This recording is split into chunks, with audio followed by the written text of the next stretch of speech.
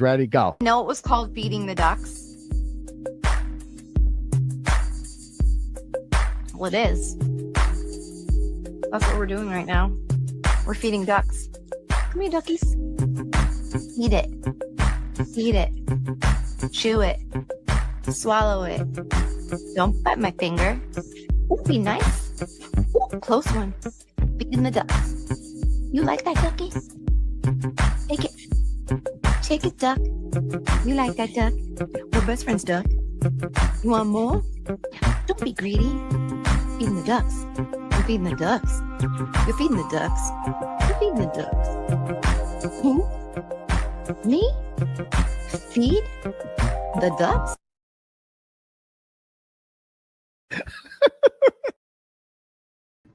What's up, duckers?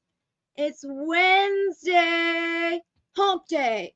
Hump, hump, hump, hump, hump day. Pump it up. And it's fucking cold out. Why is it 26 degrees out? We have been spoiled. Like such nice weather, and then all of a sudden now it's like, bam, smack you right out of it. Oh, you thought spring was coming? You thought you were going to step outside and be singing with the birds, with the sunshine on your face, feeling good? Nope. Did that groundhog see its shadow? Is that's what it was? I just thought he was fibbing. I don't know. But I know. But guess what? The ducks are fed. They're feeling good. And now it's time to plow these YouTube streets. Don't we just love plowing? So yes, please like, subscribe, and hit that notification bell. I always forget to do all those grifting things. Got to keep the grift going. Got to promote myself. I'm a businesswoman now. Look at me. I got the show. She's doing the grift. And I am trying to make up for all the money that I've donated. That is my goal. Once I've reached that goal, who knows? Who knows? Still no members. John Baggs is here. I don't know what the check is going on with that. I honestly don't. I've tried to look up. I think I screenshot it where it was saying something about it's snail mailing me. And it said it would take like 2 to 3 weeks. It's snail mailing me a code, a pin or something. So I don't know how everybody else is doing it. Are they bypassing that? Is there a secret code? I don't know. I texted somebody that knew and she didn't text me back. Abby. That's right. I'm calling you out. I think somebody's in her ear being like, don't help her. You only help my channel. Anyways, we're here. So let's just have fun, okay? We don't need to dwell on being so freaking cold and people ghosting you. So let's go over to our nice little cynical affirmations of the day. Shall we? It's always fun being a cynic, right? Let's just shuffle those cards as if it will mean anything. Shuffle, shuffle, shuffle. All right. And did I show you what the cards even look like?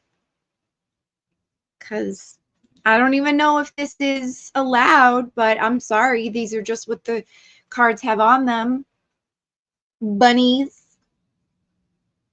Are we allowed to talk about bunnies on here? Hello, Heather, Johnny Bags. Oh, yeah, it's Kristen. Karen Sutter. Greg, my buddy. Lisa. Welcome. Thanks for coming in my chat. All right. Let's read the cynical affirmation of the day. The universe has a plan for you. Not a good plan, but it is a plan. Waka, waka, waka. You can always flip that script and be like, oh yeah, you think so? But I have the power of that plan. I get to say, nothing's set in stone. KKK, okay. Yo, Ducker says none your business. Woo! So happy you're here, my friend. Ah, yes. So I think we are going to take a journey.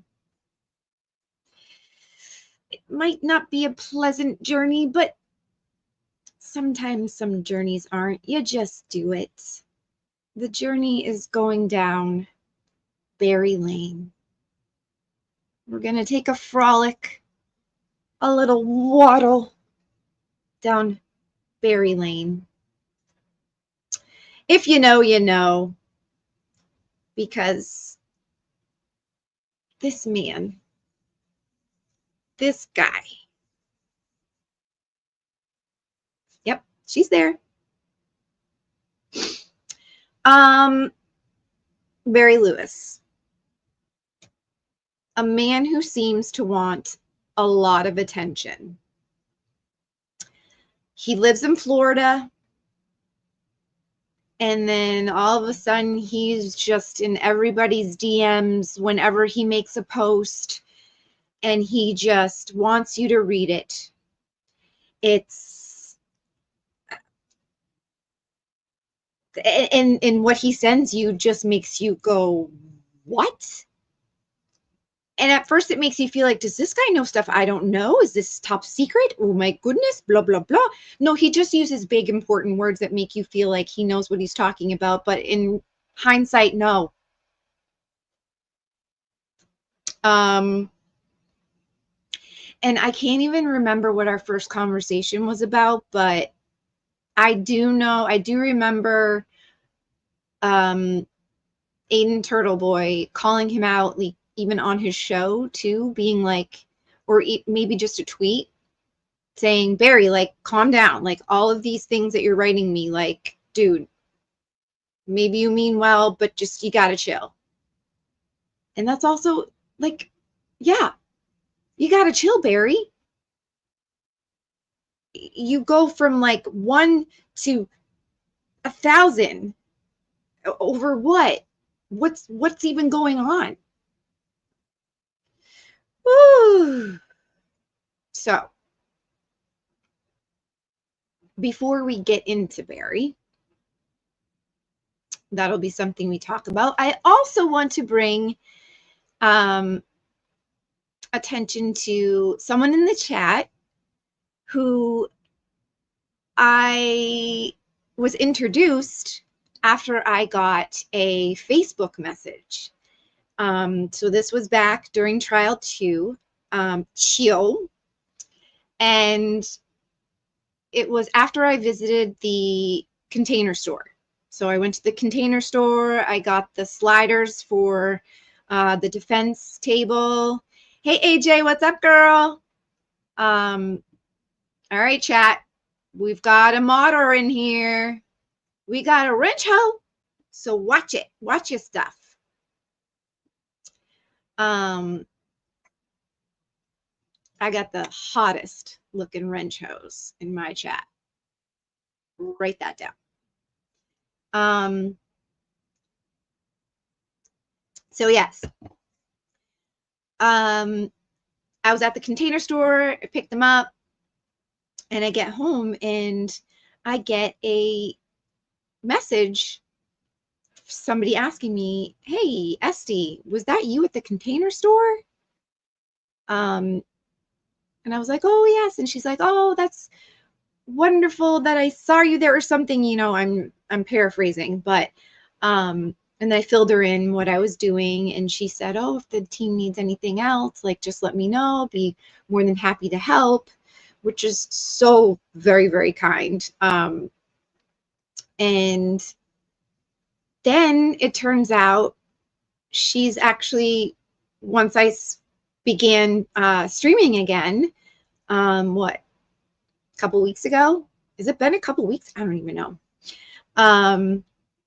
Yes, and here she is. And she was in the chat, and then she commented after the show, and I didn't put two and two together. It wasn't until she messaged me, I think it was yesterday, and she was like, I remember me. And I was like, oh. And I even asked her, I said, do you mind if I share your message on the show, the next show that we do? And she said, of course you can.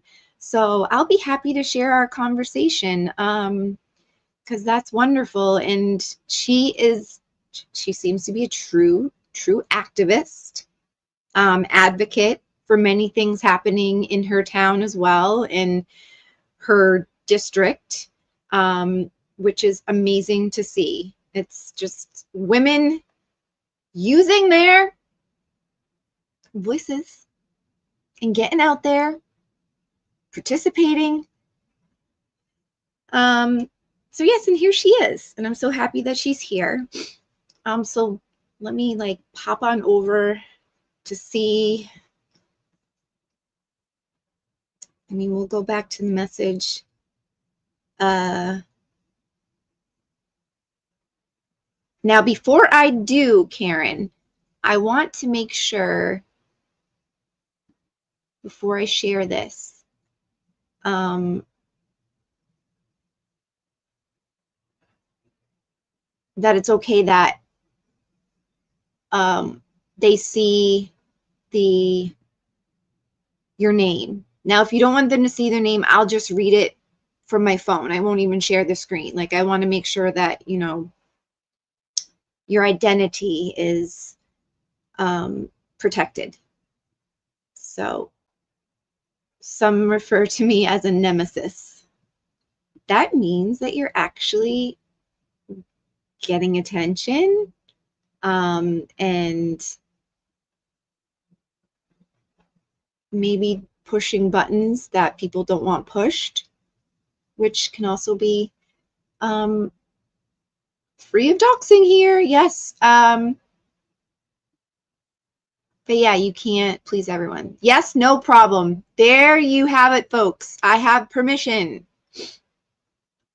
So let's go ahead. Full warning. Anybody that, hold on.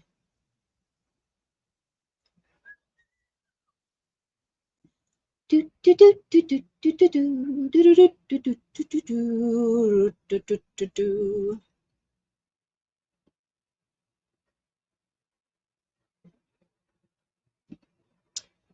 will have something else playing in the background.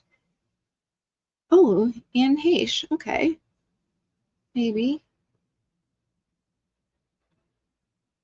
What is this? Oh, just put a puppy video or something. Okay.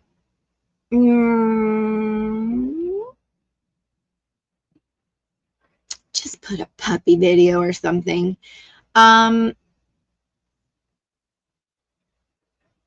Oh gosh.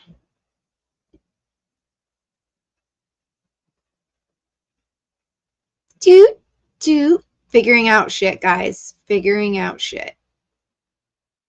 Stop screen. Ooh. Share screen.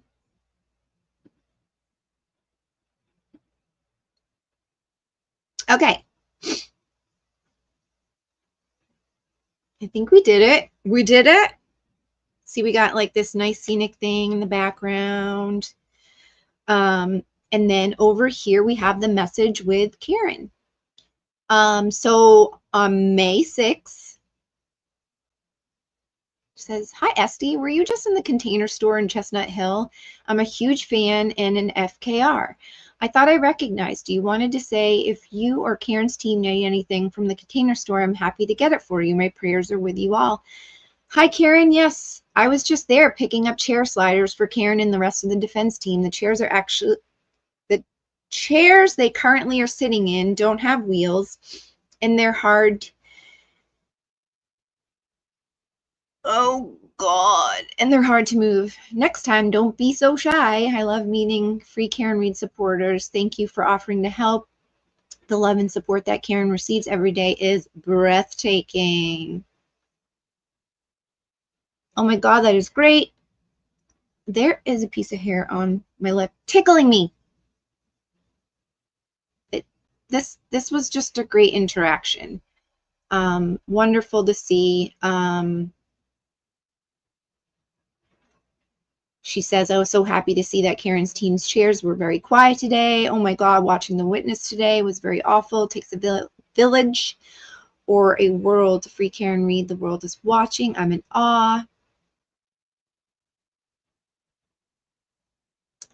And then some nice more interactions. Wow, I apologize. Look at me. All I did was give you a heart.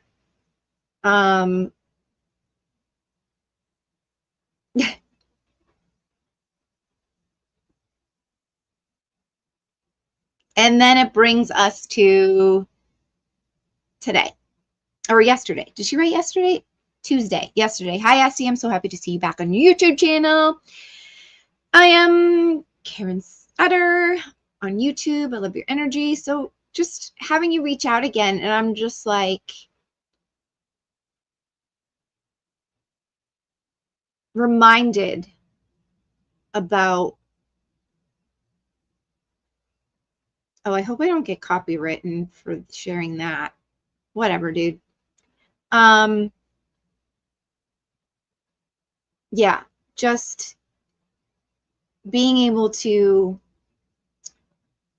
oh, Pat Ford's here. All right, I'm having an ADHD moments. Oh God, concentrate. All right, so I want to read what she is also a descendant of someone amazing, Valentine Hollingsworth, who signed the Declaration to make Pennsylvania a colony. Amazing. My family and I were destroyed by the public corruption in the public schools. I'm very passionate about government transparency and love everything Diana DiZaglio is doing. I will rally with you anytime. I love it. And I will take you up on rallying with me, especially when it comes to, all right, stop looking at the chat, especially when it comes to trying to, you know, oh yeah, it's Kristen. Stop. I need to remove that. Remove the chat. And did you see her video on St. Patrick's Day? Her singing the song where she wrote her own song. Yeah. About auditing the legislature. We want to see where our tax dollars are going. And we voted for it in the last, was it last year that we actually voted yes? And then it was on the Senate floor or House of Representatives or just at the State House. Look, I'm not very educated on all of it. I just know what we all need to know, and that is that it was on the ballot to audit our legislature, to know where all of our tax dollars are going and being used for, and they turned it down. We need the power of the people.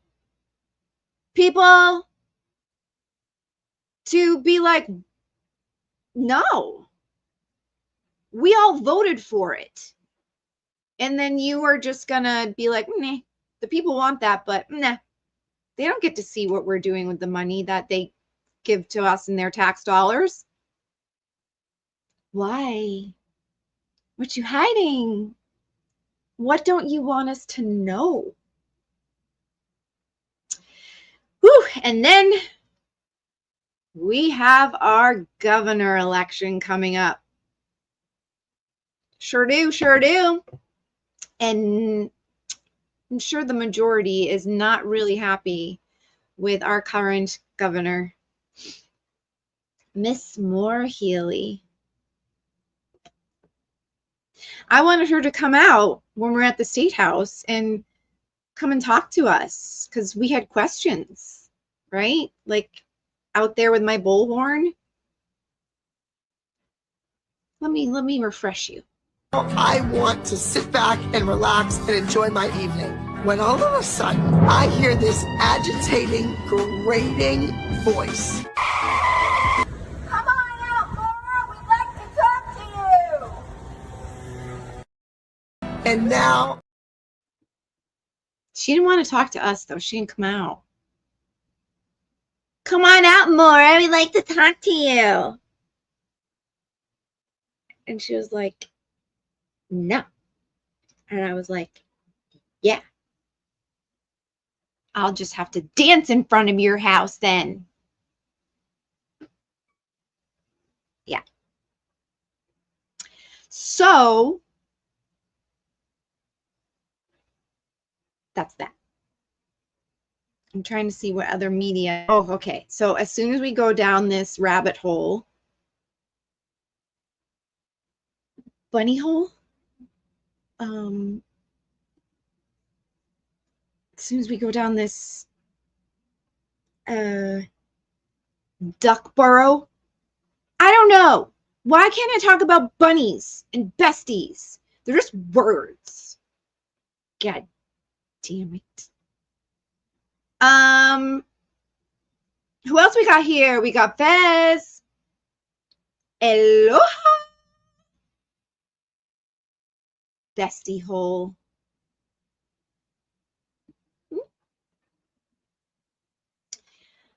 Okay, Bethany. Let's hear it. Let's hear it. I hate to say this, but this feels a lot more about a bunny space than the other one. We are the ducks, the mighty, mighty ducks. Say it with me. We are the ducks, the mighty, mighty ducks. I was a cheerleader for 1 year in high school because I needed to try everything once. I've kind of lived that way. I went through, it started off like I was in a tomboy stage. I went through all the stages. Tomboy, jock with soccer, and then girly side when I started dance. Then I was all about the makeup and the girl stuff. But then like I hit like that rebellion side and I was all goth girl and I just wanted to wear black. And then I went through a hippie stage. That was fun because that I got to just like raid my mom's old clothes that she kept and wearing all those. And that's when you started hanging around with the crowd that was like, yeah, going high to school. We're high and we're going to school. And I get to school and I figured out my contact was inside out. And then I'm staring at my locker and I can't figure out the combination. And I was like, okay, never doing this again. Because I thought my eyeball was wrong. Like for the longest time, trying to sit in class and like my eyeball is inside out. And I could not for the life of me figure out my locker combination.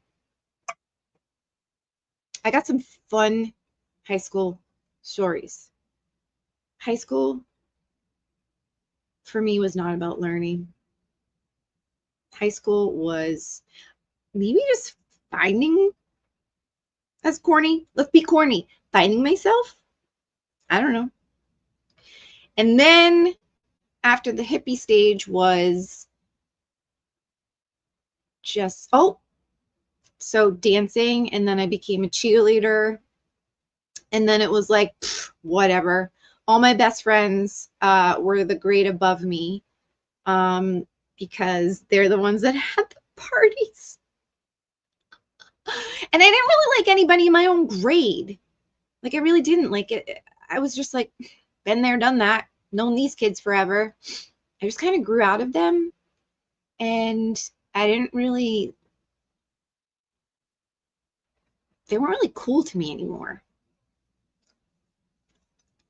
I was like, yeah, these guys got their license, and they're the ones that throw the parties on the weekends. What's up, new besties? And you know what? They were like the greatest friends. They really were. And it also was kind of like, because I have an older sister, and being the youngest in that crowd, it was kind of natural to feel like you're the youngest one. What is Fed saying? Oh, Pat, you were a high school bully?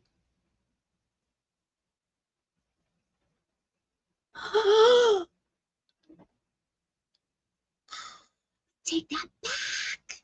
Sorry, take it back. Okay, shall we just see what unfolded here?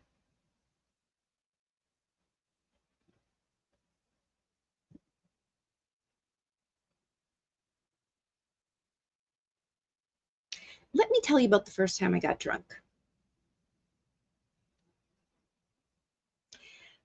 Bullying in high school. I wasn't really necessarily a bully, but I knew who the bullies were, and I knew to be cool with them. I'm not going to get into it, because damn, there were stages where I was like, you're a fucking bitch, Esty. I know that I had one of the biggest bullies go punch a girl for me. And I felt bad at the time when it happened, because the look on the girl's face. But she was trying to steal my boyfriend. Bad. I'm sorry, Justine. You took the punch well, though. You did.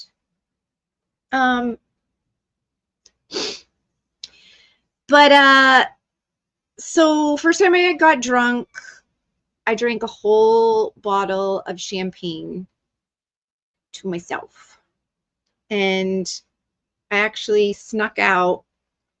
So me and my friend, she might even be watching, maybe. I don't know.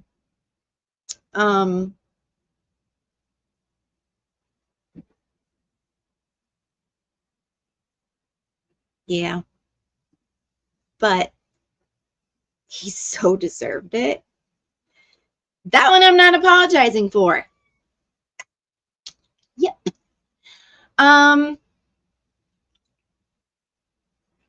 You were in the crowd. You were cheering it on.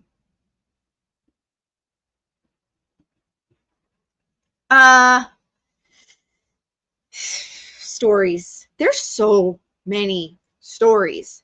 But yes, so what grade was I even in? I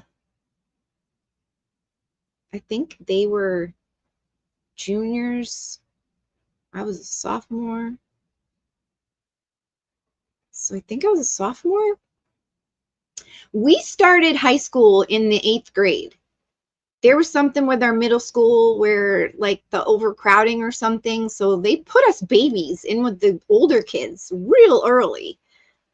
So us 8th graders were just like, oh, hey, really tall boy with facial hair and really deep voices. Hi, what's up? So yes, we snuck out. We're having a sleepover. Or did I sneak out by myself and meet someone? I can't even remember. All I know is I took my mom's red wine because that's what she liked to drink. And I think we started drinking it on the way there. And so I got to my boyfriend's house. He was having a party. We snuck out.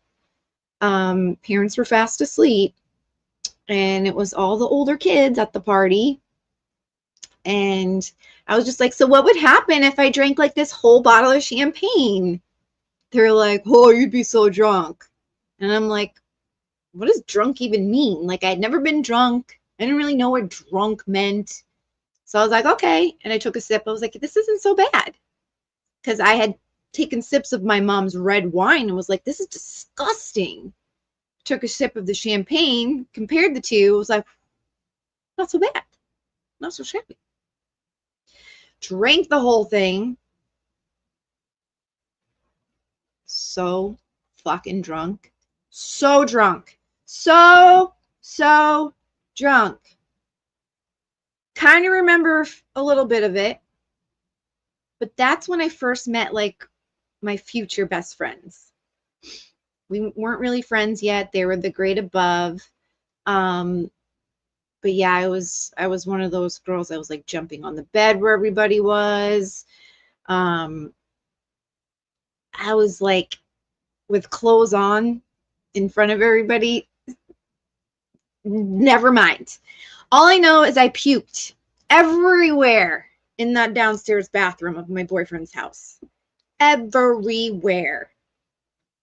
And my future best friend, Michelle, cleaned it up for me. And I passed out. I passed the fuck out. And it wasn't until the morning where, oh, my poor dad. My poor dad. He was calling everywhere. And my friend that went with me and then went home, because I passed the fuck out. She went home. He called her. Where is she? Told where I was. And he came banging on the door. My daddy.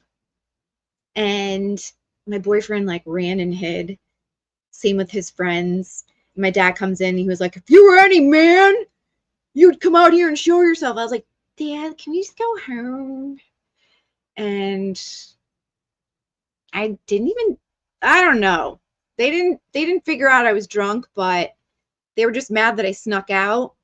Meanwhile, like, I swear my sweatshirt probably could have had like some puke on it, but I felt like total shit. That usually, like when my parents, when I was younger, that they yelled at me or something, I usually fought back. This one, I just sat at the kitchen table, was like, yeah. Yep. And then the first time my dad ever saw a hickey on my neck. Oh, dear daddy, I am a bitch. I got so mad at that man. Was like, it's not a hickey. I burned myself on my curling iron. And Kelsey Fitzsimmons is on the stand. Don't go anywhere though. Stay here. The 30 people that are watching. I got stories. I'm just kidding. You can watch the replay. But where is my story going? Not dear daddy.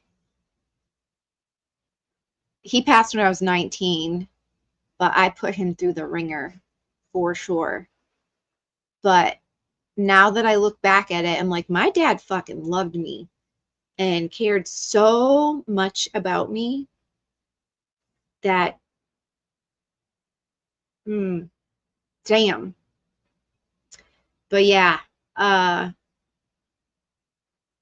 I was like, I burned myself on, because he was like, you're never seeing that boy ever again. And of course I was like, but I love him, daddy, in high school. And I was like, it's curling iron, blah, blah, blah, or a bruise. So then I went downstairs to my bedroom because I got the bedroom in the basement. Because my sister and I got older. We had shared a bedroom. And I took a brush to my neck and I scrubbed as I cried because I was like, I am seeing that boy again. He is my boyfriend. And I just scrub. So trick is, if you ever get a hickey, you take a brush that has bristles and you just scrape because it breaks up the blood vessels that have come to the surface. And then I put a little bit of makeup on it. And then, I don't know, the next time my dad saw my neck, he saw it was gone. He apologized. Fuck. Horrible daughter. Horrible. So he's got to still see my boyfriend.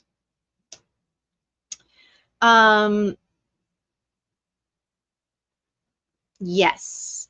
And that's why at the end of Little Mermaid, if I watch it, I get a little teary-eyed. Not gonna lie. Because a daddy's love is like no other.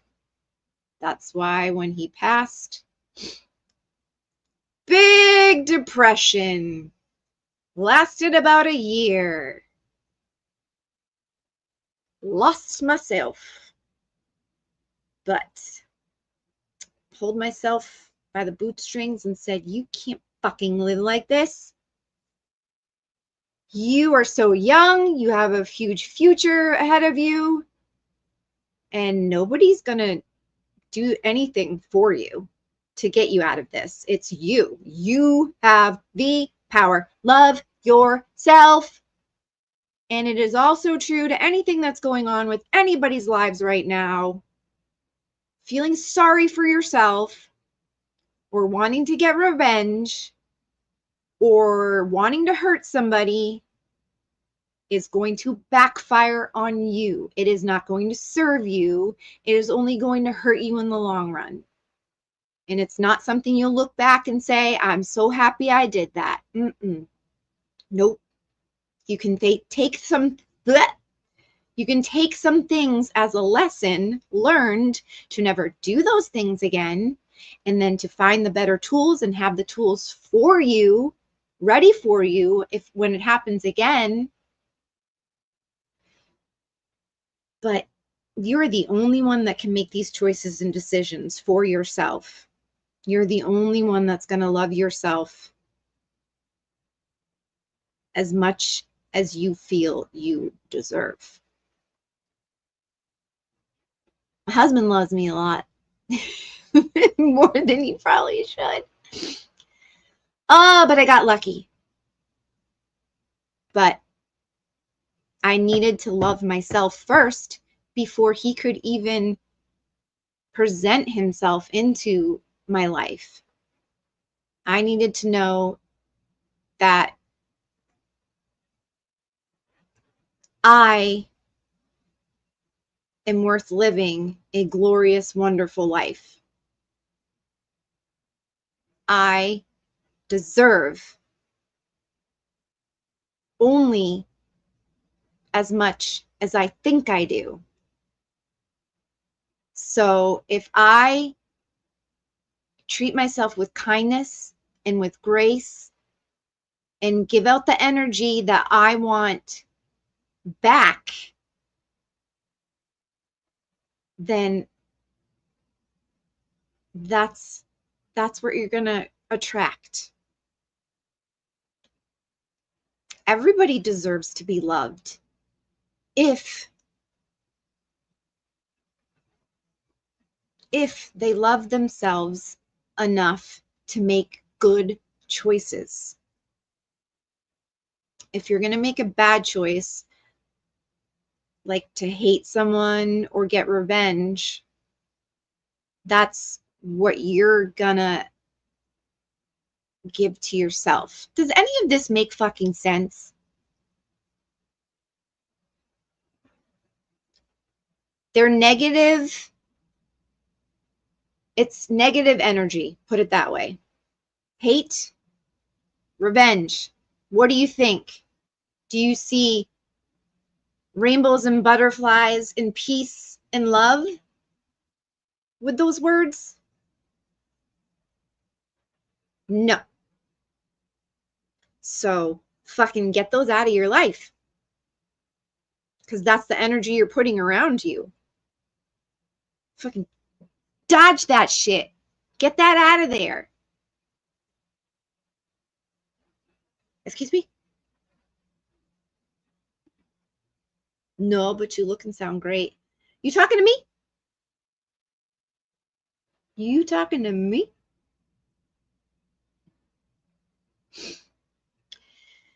Whoo! Hot and heavy. All right, I got something for you. Oh, I love that. And that is fucking true.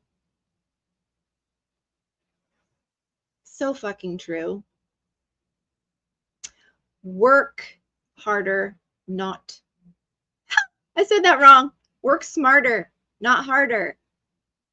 Think about it.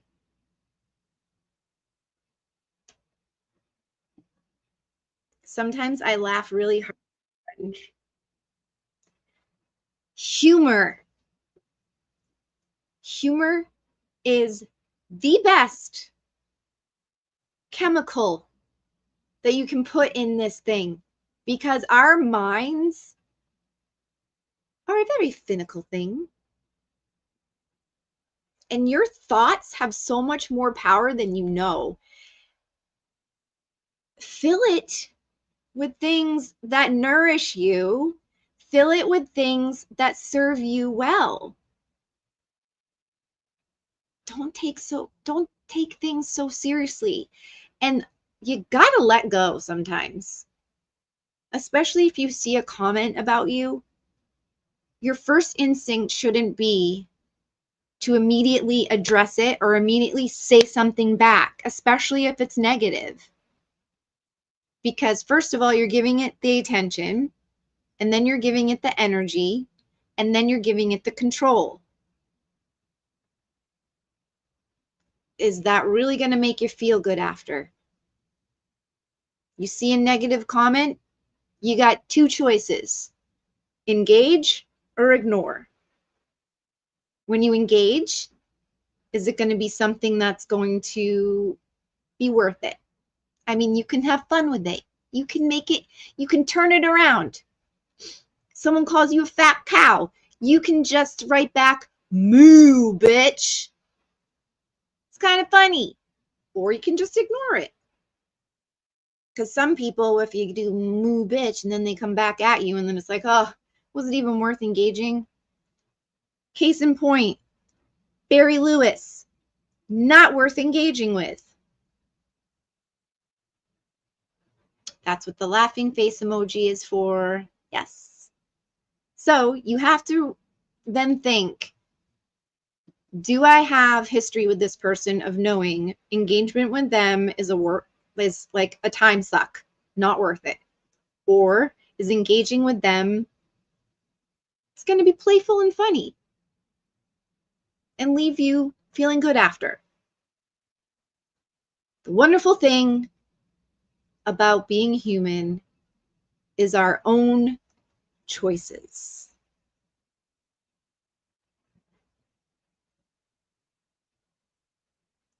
We control us. There's a word for it too. And it's like, it's swimming. Like, you can't catch me. That's what words do to me a lot.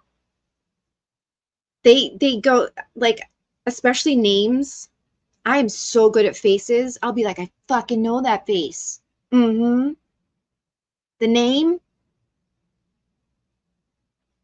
it's out here teasing me. It's like, hey, try to get me. I don't have enemies. Because I don't like that word. So there's no enemies. There's people that don't like me and want me to be their enemy, but that then gives them the power, I guess. I don't know. I don't have any enemies. Did I see someone I haven't seen in a long time here? Bob is my name. Is Bob your name? Hi, Esty. So glad you're back. I think about you every time I drive by Esty Road in Canton. That's my road. Totally mine. I made that sign. I hung it up. Canton was like, you can't hang that up there. You need ew, words. You need a license to do that. We need to go in front of not city council, the selectmen board. I was like, fuck that shit.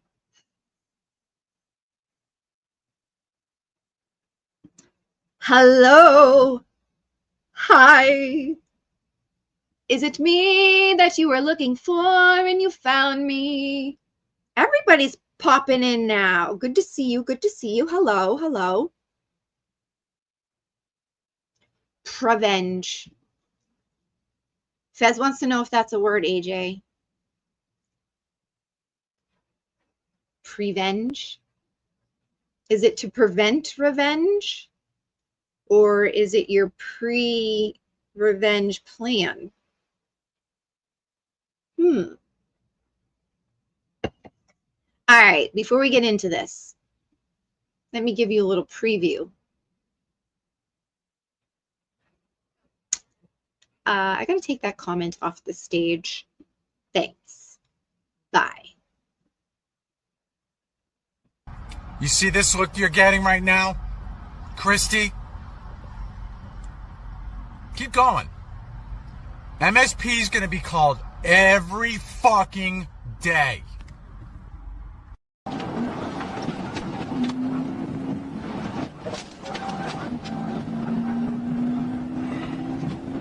gotta get him stopped. Up here.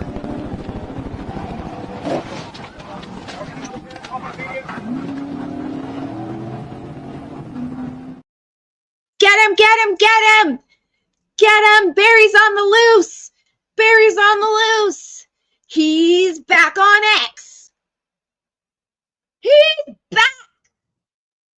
Hide your wives, hide your kids. Hide yourself.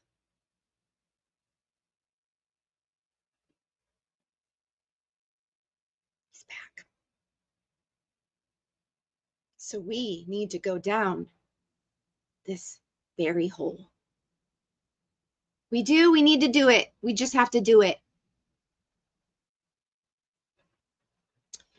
Barry Lewis, I don't know who you are, but you have made your way into this community, this bowel movement, this X-verse that we're all in.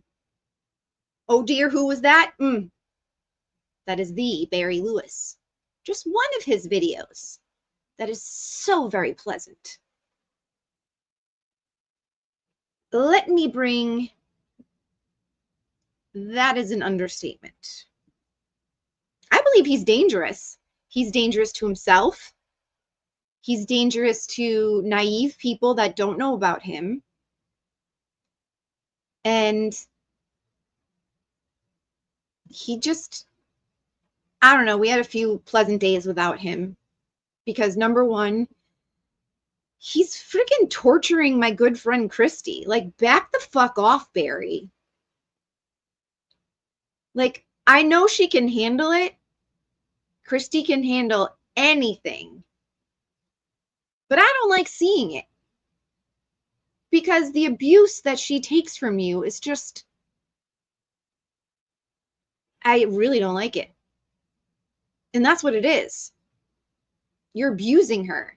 You pretend to be such an advocate for harassment and, oh God, all those words that you use. And Barry, leave MSP alone. Massachusetts State Police does not want to hear from you anymore. Or if they ever did. I forgot to say this. Pinned to the top of the chat is another friend of mine on X. give her a follow. Yesterday I put in Christie's, but if you are one of those brave souls that sometimes just, I don't know, likes to dabble in filth, if you're on X, follow that account as well. She knows what's up. All right, so let's go down Berry Lane, shall we? Full warning. He is a Florida man. If you've ever heard the saying, Florida man, Barry Lewis is a Florida man.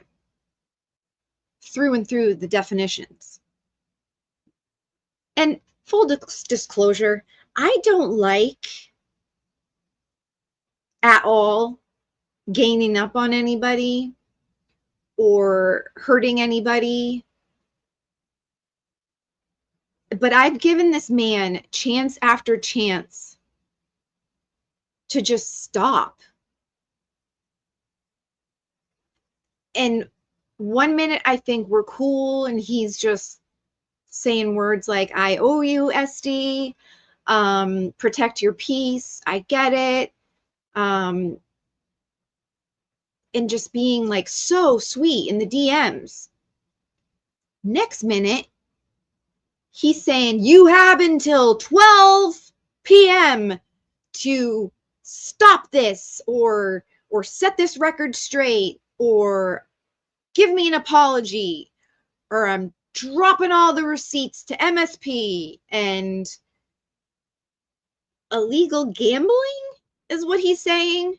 Like that he's saying the defense funds were involved in illegal gambling. That's defamatory. So let's waddle on over.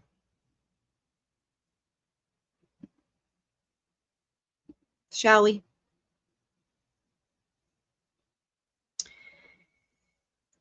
Here we are in Barry's world. So 3 hours ago, he writes, any comment on what you're doing this morning, Sally, which is Christy?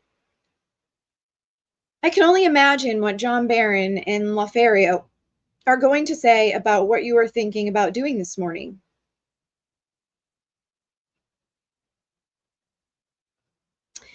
You are so predictable, Christy.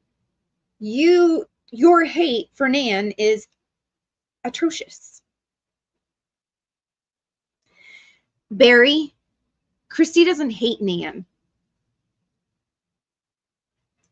Christy was fooled by you, like many of us, to then think Nan catfished you, played you, blah, blah, blah.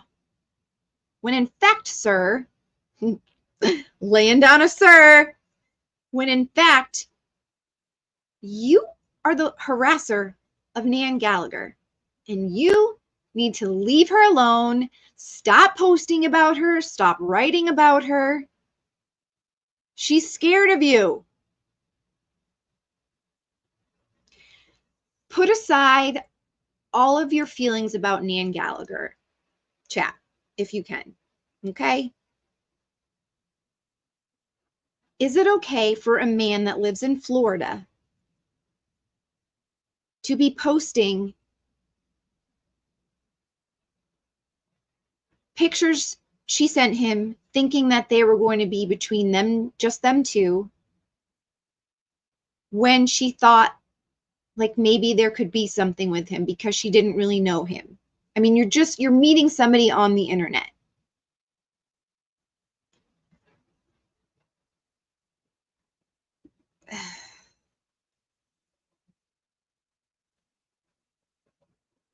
I mean,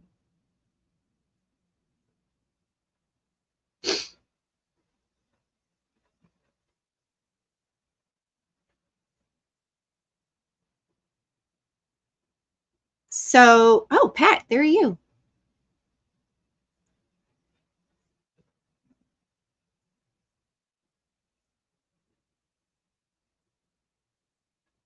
He reposted one of my things.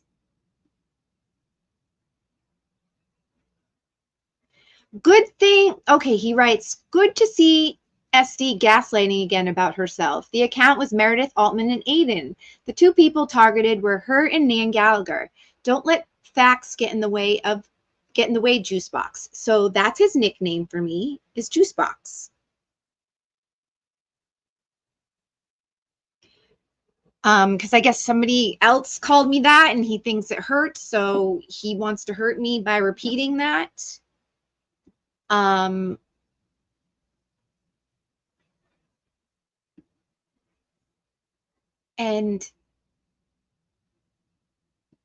I've been nothing but nice to this man until I put my foot down.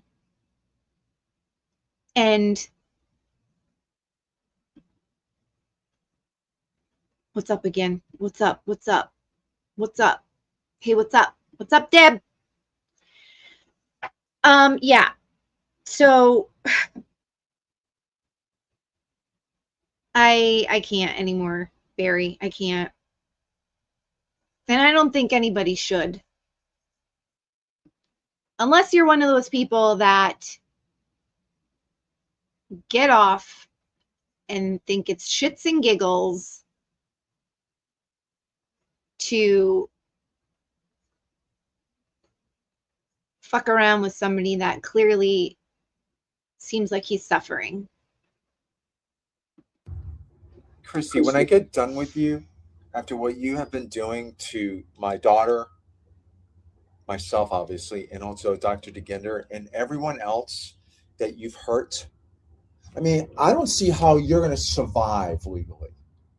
I mean, between what you and Meredith and Broyles and Altman, obviously, and yeah, even Aiden, knowing that this shit continued for as long as it did, I mean, everyone that participated in all the shit starting in June is on all of you. And you dragged all of us with you. That's what you did. I don't give a fuck what you think. We don't do drugs here. But we're fucking exhausted because you chose to fuck with people's lives. Whether it was Aiden and Meredith, myself and Nan, whoever, Desiree, my daughter, you're all done legally. You're all going to be held accountable because none of you know how to do that. None of you, especially you. What you did last year, you're a lying sack of shit. You'll be held accountable. Like I said, MSP definitely wants to know about what you guys did, especially knowing there was illegal gambling on both defense funds. And all of you guys just stood around and thought that that was going to be normal behavior last year. That's on you guys. You're all a bunch of fucking losers. Didn't you know that? You guys continue to try and destroy lives? Well, good. Keep on destroying yours. Because that's how this karma thing is supposed to work with you. And yeah, go fuck yourself. Have a good one, dude. Bye.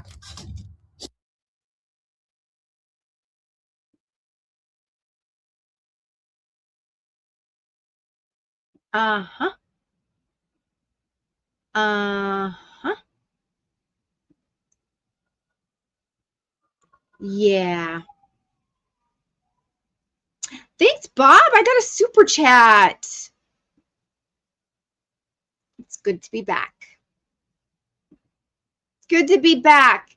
With that super chat, I'm going to play a little video.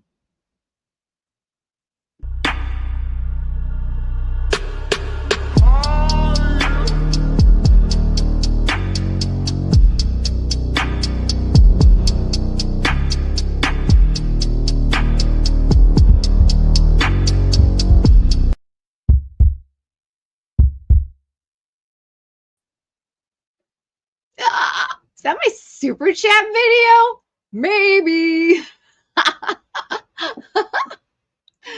Oh my God. Isn't that an awesome tattoo? But listen, this kind of is. Can I make you some of them? It's an app called Zorro or something. It took me, yeah, I'm not technically savvy about these things. And to make somebody else something right now, I can't even like put the mindset in. I'm just trying to help myself at the moment. Did I see your text? I saw your super chat. Thank you. Like, thank you so much. Super chats are needed. I need to recoup all that money that I donated. Yes, Barry Lewis is somebody that needs to get off social media and take care of himself. First of all, did you see his profile picture? And then you saw him in that video. And then he's saying, let's go to it again. And this is not to bash on him either, Barry. It's not. This is to bring it maybe to your attention for you to see it on screen.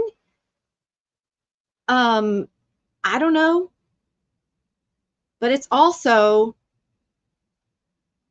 a PSA for others. Like, don't engage. Yeah,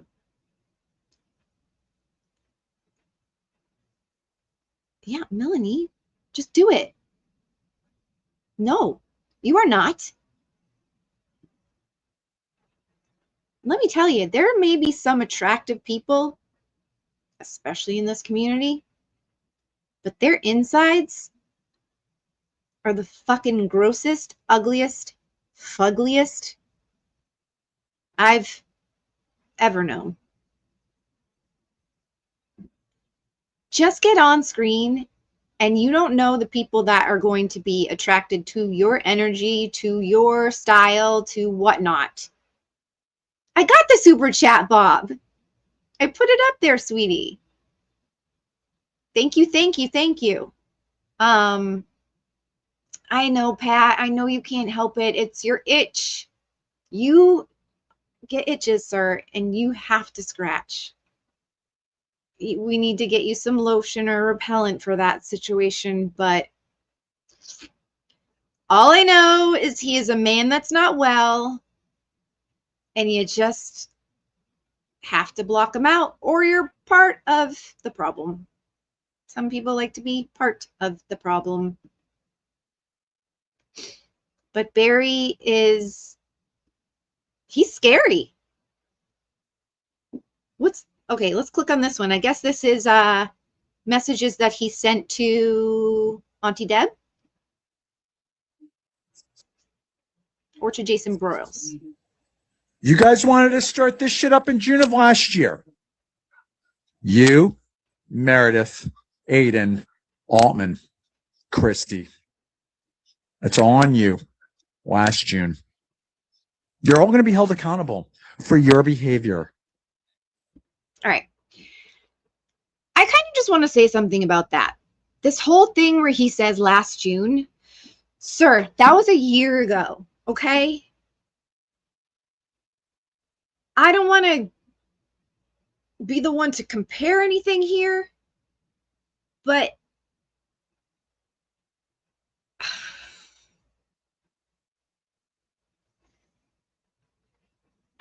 oh God, like there's so much that I just want to fucking blurt out. But it's not even a victim mentality. Sir, from what you went through last June, the trial ended and I thought we were all going to be celebrating. But instead, I had a parody account made after me. Long live Esther Reed. Amazing, amazing, amazing. And then talked about me on YouTube shows here and there, here and there. Auntie Deb, he got a whiteboard. He went over a post I made and he counted all of the I's that I put in my post, making it was like, class, we have a lesson today. We're going to go over all the I's that Esty put in her post.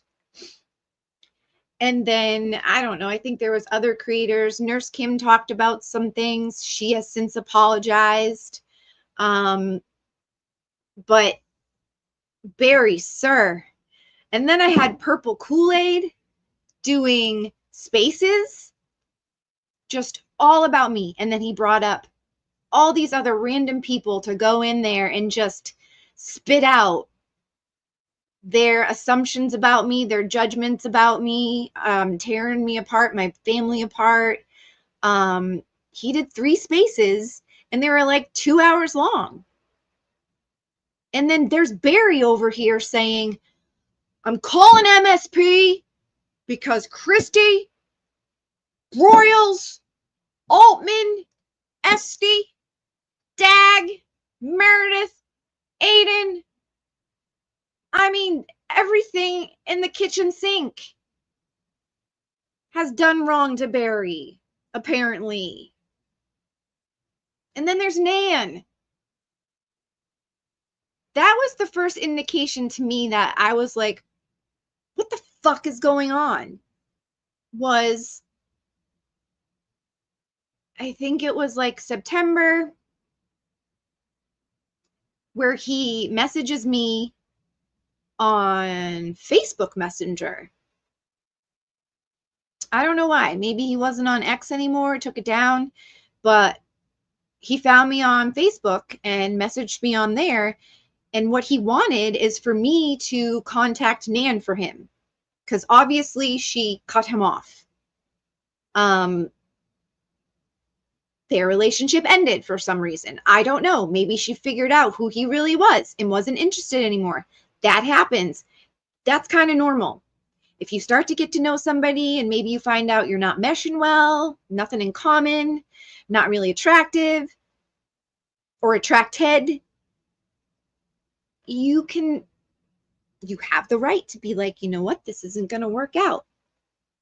And you know what the other person's supposed to do? The other normal person's supposed to do is be like, okay, that sucks. I get it. And then move along. Barry didn't want to let go of Nan. He wanted to blame everybody else for him and Nan falling out. And when she cut off contact, he wanted to reach out to everybody that maybe talked to her to have us talk to her for him. And at first I was like, I'm kind of feeling like he wants me to do that, but I got to know what I'm getting into. Like, I'm not just going to like text her and be like, hey, Barry wants blah, blah, blah, blah, blah. I was like, fill me in, Barry. Like, what's going on? And he's telling me things that I didn't even know about Nan, that then I'm like, but Barry, like, yeah, listen. I have to go potty. So, what is this? Oh, let me give you this while I go to the bathroom. It's 2 minutes and 45 seconds. That is enough time. And I will make sure to fill it with something entertaining. This is going back to, I believe it was our first national standout. After trial 1, everybody did a national standout. We had people in Arizona, Florida, California, Michigan. And then we had our groups here in Massachusetts doing standouts. I held one over at the State House. There was 3 of us. But you know what? That was fine. Because unbeknownst to me, it got the attention of, I believe it was Channel 10. And so Channel 10 came down with their camera and interviewed us. So we were able to get the word out through Channel 10, even though it was just us three. I had my bullhorn, I had my energy, I had my passion. So to me, it worked out. And then Aiden put out the call. Turtle Boy said, any pictures that you did from your national standouts, make sure to send them to me. So I sent him one. Nothing happened with it. But then I ended up seeing a screenshot that I shouldn't have seen recently of him talking with, I believe, Meredith. And they were laughing at my last message to him, I think on X, maybe, or on Facebook, was that picture of me and two other amazing ladies at the State House. And they were laughing like, why would she send that to you? Oh my God. I sent it to you because you guys were asking for pictures of the national standout. Like, where was your standout? Weird. That's all right. It's all right. So here we go. I'll show it to you. Continues to captivate people across the country. Today, a national standout took place in solidarity with Karen Reed, the woman accused of killing her Boston police officer boyfriend, John O'Keefe. NBC 10's Oscar Margaines joining us live from Dedham. Oscar, good afternoon to you. The mistrial was declared 2 months ago now, so what is motivating all of these people to take to the streets now? Hey, Colton. Well, the people we spoke to today say that this movement, as they call it, is much bigger than just the Karen Reed case. They say it's about calling out corruption and fighting injustice, hence why people across the country took this Labor Day to mobilize. Everybody's fighting for a reason, and Karen Reed has moved this country. Clusters of Karen Reed supporters all over the country put to work this Labor Day in an effort to put pressure on authorities and free Karen Reed. Americans and a lot of people like the idea of supporting the underdog. Reed herself taking notice, paying her supporters a visit in Dedham, while her brother greeted others in Quincy. With some turnouts larger than others. If you have heard this story and if you are empathetic, like the three of us and the people nationally doing these standouts, you will be here. The 44-year-old is accused of ramming her SUV into her then boyfriend, Boston police officer John O'Keefe, and leaving him for dead during a snowstorm in January of 2022. Her 2-month trial ended in July when jurors became deadlocked after 5 days of deliberations. Reed supporters by her side every step of the way. The more you looked into it, the more you realized that something is gone awry here in this particular case. 2 months after the mistrial, awareness of the Reed case. All right, that was enough of that. That was just to hold space. I mean, it's nice to look back at, you know, all the effort that we put in. Everybody put in as much as they could. Yeah, and it was great whenever you got to be on a camera to even speak about it, you know. Show people what you're passionate about, why you're out there, and then encourage others just to do the same.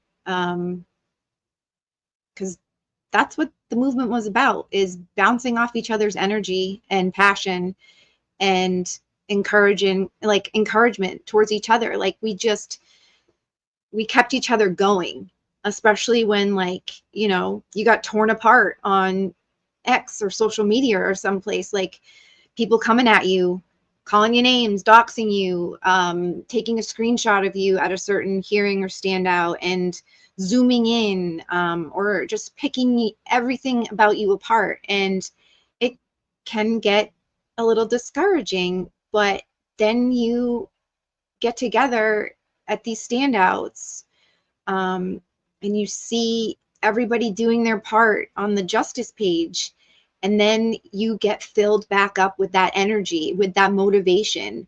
And that's what we all did for each other. Because I mean, to me, it felt like we're all in this together. Nobody was doing more than somebody else, and nobody deserved more accolades than somebody else. And it was disheartening to see that some people were behind the scenes trying to knock people down for the help they were doing. Which then, I mean, when you do go and look back at pictures or videos, it taints it a bit.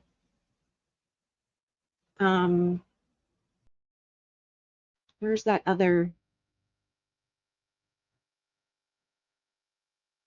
I don't know if this is the video.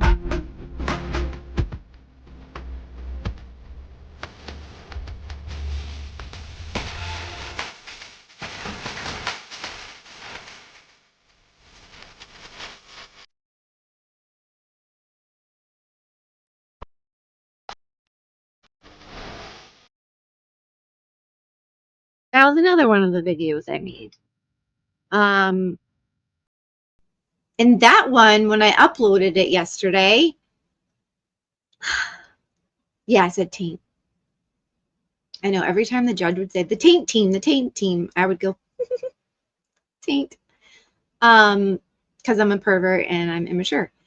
I was getting a little teary when I was playing that, because you look at those people in those pictures and you think back. You think back to those times. Greetings from Fort Worth. Hello there, sir. Happy to have you here, all the way from Fort Worth. Yeah. And, you know, that was my jam too over at the State House. It was so close to me. It also was a place a lot of people saw you. So that's where I was like, solo standout anytime I can, especially when you started to get torn down on social media. And I was like, it's not even worth my energy to fucking go at it with them. Like, I'll just I'm going to grab my SD stick and make my way over to the State House and get some energy out there. And that's what I would do. And yeah, I would take a picture of me doing it and post it. Why? Because I was hoping it would motivate somebody else to do the same goddamn thing. And it did. I would get messages. Oh my goodness, I saw you just doing a solo standout. I want to do one too, but I don't know. But I'm like, just do it. Take a picture and share it. Nothing wrong with that. And if people want to make it into something negative or just make you shame you for doing it, fuck them. Fuck them. Who are they to try to destroy something that you have done out of just the goodness of your own fucking passion to do it? It's not harming anybody. Just like I always say, I am weird as fuck. There's nothing, I don't think, maybe there is.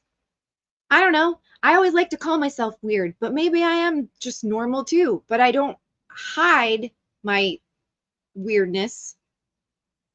Maybe others are good at hiding it. But I'm not hurting anybody by embarrassing my own self. I'm not trying to tear anybody else down or make themselves feel horrible about themselves when I do something cringe. It's just me being me, doing me. Quack, quack. Quack, quack. All right, so do I share, or how would I share it? Let me see if it's in here. Did I send it to myself? No. Okay. So then I'm just going to read it from my phone. I think I've posted it before, or no, I didn't. You know why? Because I don't like posting shit. I don't like posting screenshots of messages. But if it is to correct a record that is being falsely put out there, like Barry, let me go back. Excuse me. Oh God, this guy. Because if you, let me see, let me put in my name.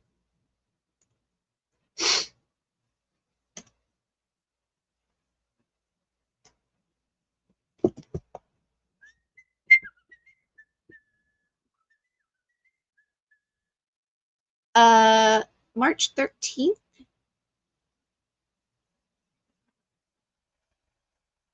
Oh, okay, this one's good. All right, let's just share this.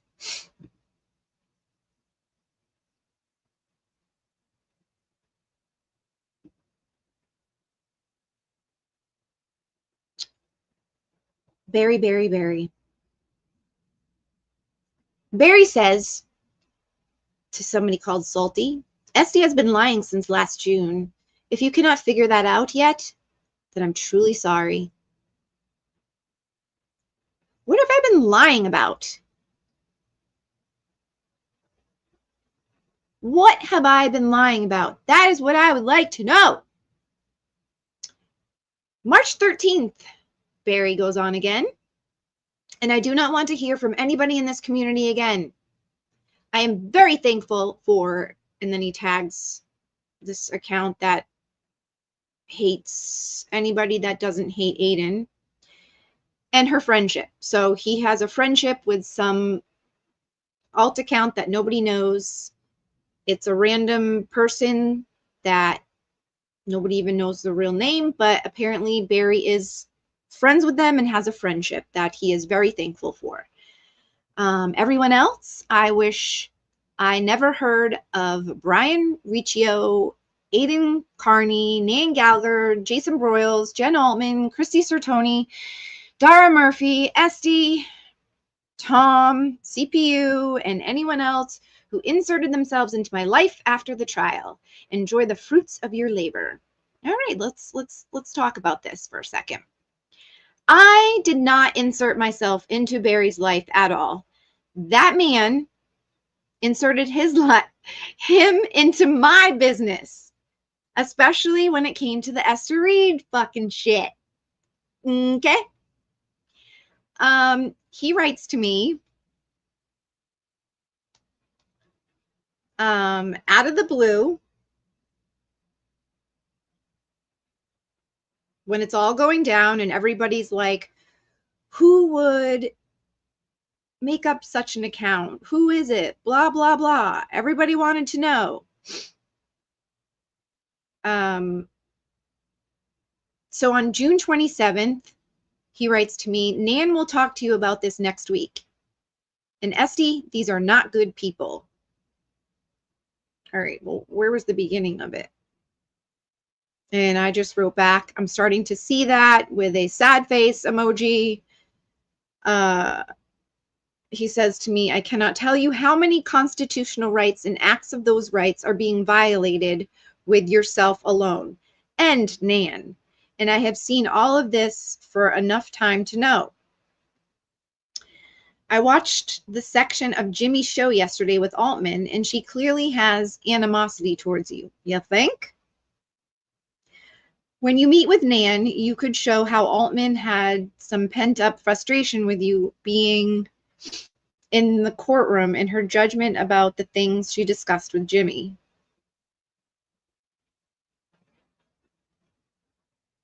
And he goes, Jimmy got his warning. And I said, I don't think Jimmy is involved. And he says, Esty, they are violating federal law.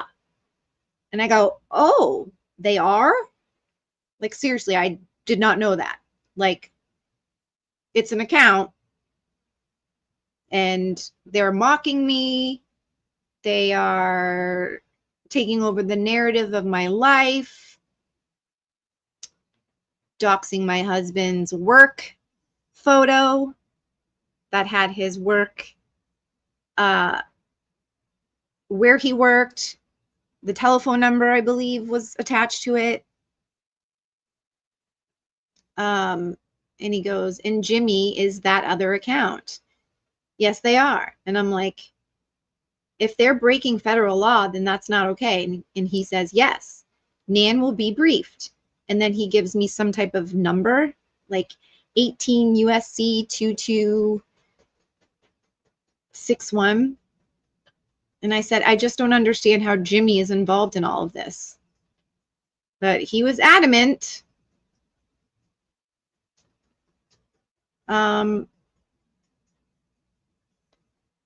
from that point on, I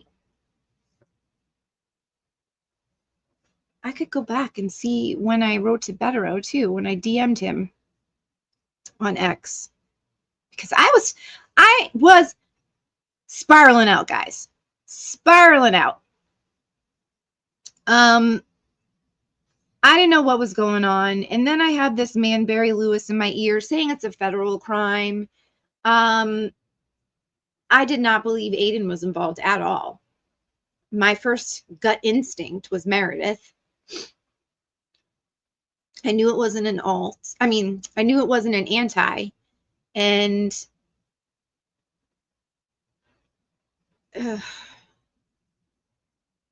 yeah, it was just crazy. I mean, people were thinking, oh, is this really Esty's account? And so I had to be like, no. And then Meredith went on to be like, it's not me. I swear I'm not that account. I have issues with Esty, which I'm like, oh, you have issues with me? Didn't know that. I do know that I apologized after you thought I was doing a hate campaign again, like behind the scenes, which there was no hate campaign behind the scenes. Like, we're trying to figure out a stupid account and your name was amongst them. Not brought up by me. I even have, oh God, I even have the messages where people were first saying it was you and I was like, absolutely not. No way. But I didn't have the history with all these people that she did. But anyways, so Barry is convincing me that this is against federal law, blah, blah, blah.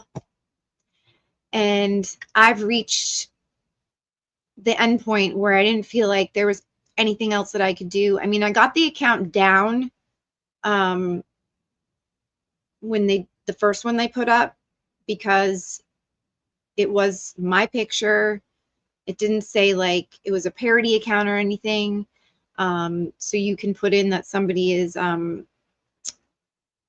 what's the word? They're impersonating you. So I had to go through the steps of doing that. And it got suspended, taken down because it broke that policy. But then they went ahead and made a new one.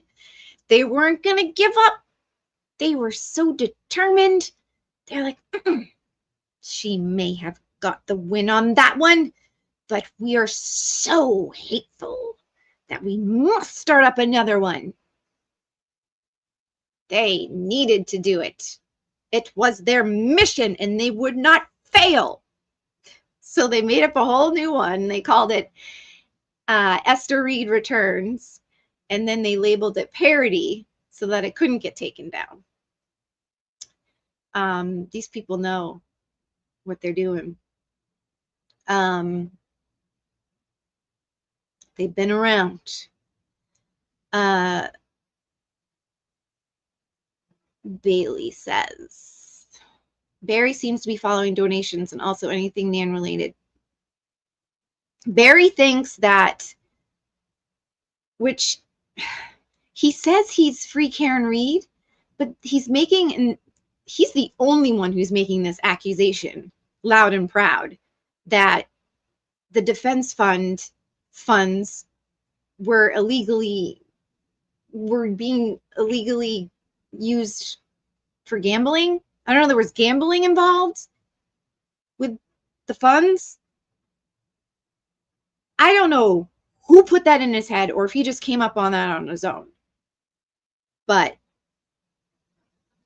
anyways, so the Esther Reed returned, and that's when I was like, who is somebody of sound mind and that doesn't fuck around? Who is somebody that I could reach out to that has always said, whenever I saw him, whenever he attended a free Karen Reed hearing or something, that he just gave you that feeling that he's looking out for you. And that was also always Betterow. And I just felt that way with him. And I was like, he could maybe say something. Maybe he could, because the last time something like that happened, I did reach out to Betterow. It was something that I found out about. Somebody was telling me something about charges coming to Aiden's way. I was like, I can't have this knowledge and not say something. So it was in the fall of 24 that I reached out to Betterow to tell him. And then he was able to tell Aiden. And I was like, you do not need to tell him my name at all. Like, maybe don't. But I needed to let you know this. So I felt, maybe he could be able to talk to Aiden and get that information to Meredith, that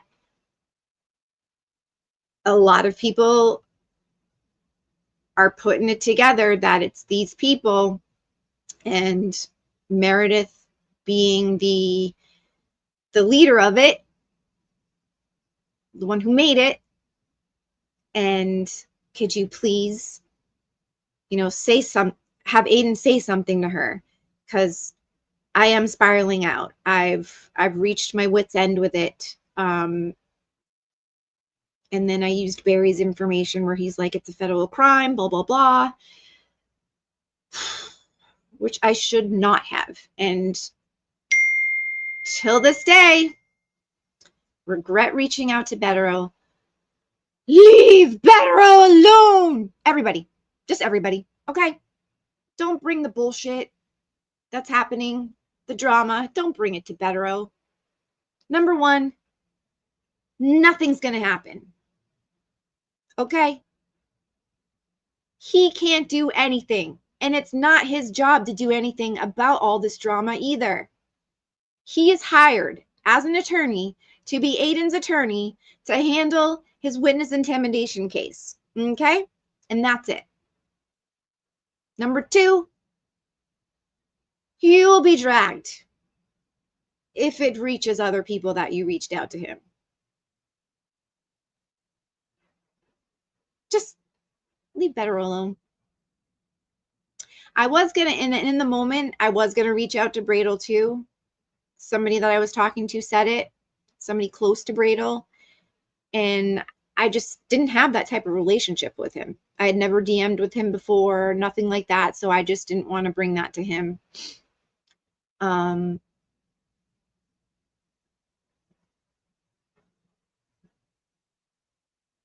BB?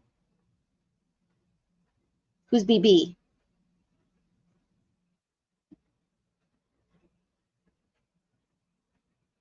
BB. I'm lost. Boston Brandy. Oh.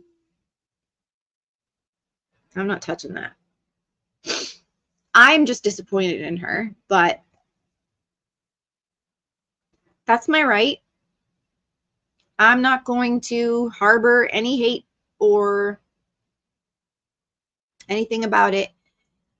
I also I'm worried about her. And I've said that to her the second I started getting close to her, and then also recognizing that she was getting close to a certain content creators. They were boots on the ground. I was a little worried that she was going to, instead of paying attention to relationships that she's just forming herself, like, don't take on other people's battles.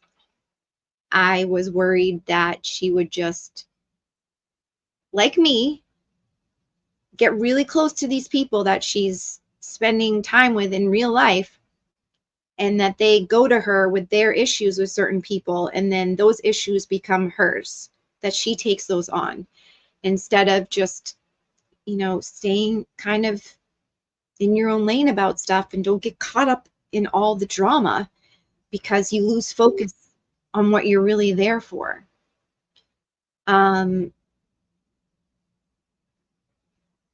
And she's like, thank you, I know. And, you know, that's all you can really do. You've said it. You expressed your concern for that person, and then you just got to let it go. That's all. And I am now concerned about her getting close to Meredith, because I don't want to see repetitive things happening. But you can't, all you can do is show your concern and then let it go. Because people are going to do what people want to do.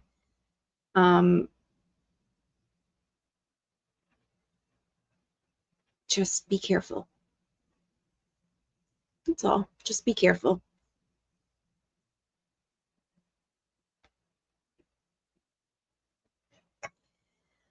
Oh.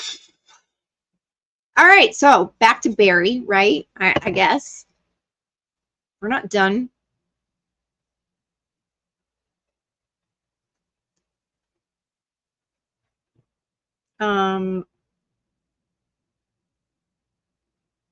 Let's find. Okay, so he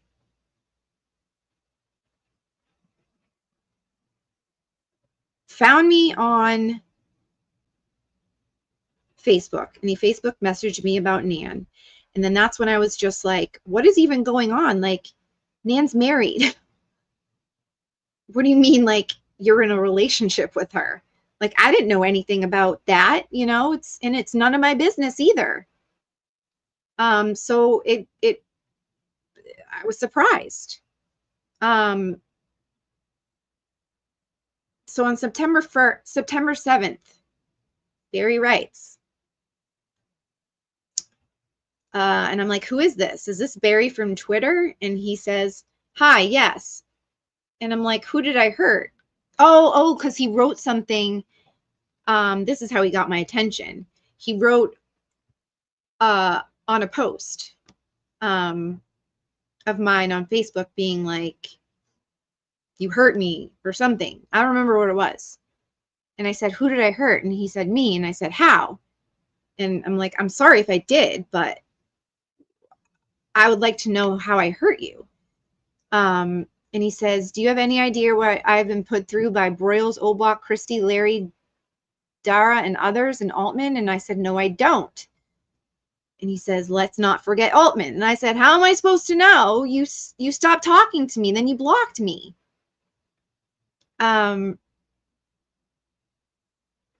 Yes. True. First step is to get off. That seems to be a step that neither wants to take. First step is the most important. And if you don't take that one, none of the other stuff happens. So yes, he had blocked me. I didn't see what was going on with him and other people. And he goes, yep, I know. Didn't want to. And I said, how did I hurt you? And then we get voice notes. A lot of voice notes. 1, 2, 3, 4, 5. I don't know if I should play those yet. I haven't heard them in a long time. And I said, all of this is new to me. I had no idea about you and Nan. I didn't ask for an account to be made about me, to cyberbully me. Okay, so he's blaming me for the account being made. The Esther Reed account. Long live Esther Reed. Amazing account. Because of me, an account was made, and then because of that account, he then got hurt. That doesn't make any motherfucking sense. And I said, I didn't ask for people to help me. People volunteered because they were good people like yourself. And he writes, I know. And I write, I'm sorry you got hurt because you did the right thing. And he hearts it. He's hearting everything I'm writing. And I write, you saw me get cyberbullied and then Nan got dragged into it. And that's the only reason that Barry stepped in, was because Nan was, somebody posted on that account about Nan. On my Esther Reed account. Why are you posting Nan on my account? Rude. It's supposed to all be about bashing me. Me. And then I said, we have Meredith to thank for that. And he hearted it. Then Altman for posting in it. And he says, yep. And then I wrote, I hate hearing about everyone getting hurt. And I'm sorry that because I was the main target, others became collateral damage. He hearted it. Then instead of focusing on that, everybody decided to figure John Barron out. A deflection. And he wrote, yep. And Nam was a target on the John Barron account too. And I said, yep. And he wrote, the really bad posts of Nan were taken down today because I have started discussions with him. So this is all just blah, blah, blah.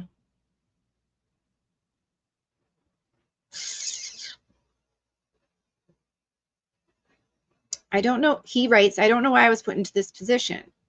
And I said, I hadn't talked to Nan since July. Isn't she married though? And he writes, not much longer. She kept that part quiet. So why are you telling me, Barry? Like, I didn't even know. No idea. And I even feel horrible right now even talking about it. It's nobody's business. That's our personal life. And you just outed her to me. Barry. This was back in September.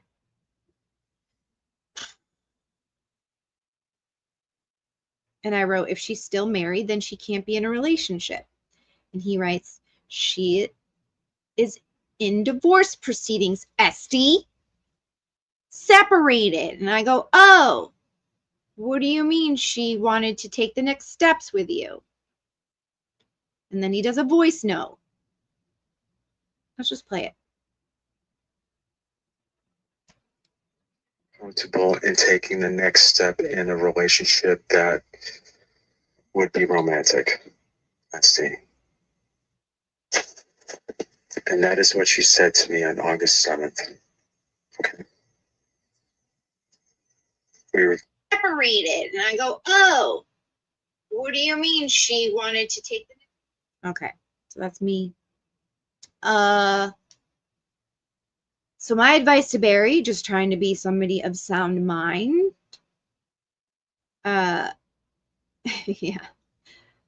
I said, then I don't think jumping into another relationship would be best after something devastating like that.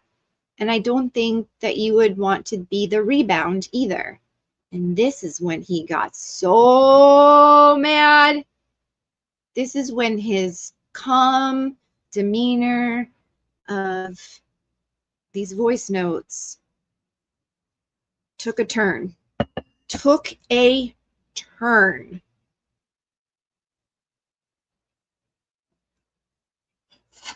Esty, with all due respect, you don't have the right to make that judgment.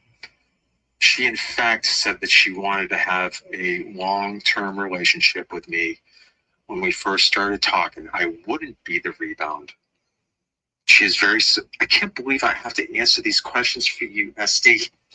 Why are you doing this? You don't have the right to say that. You don't. I'm sorry, Esty.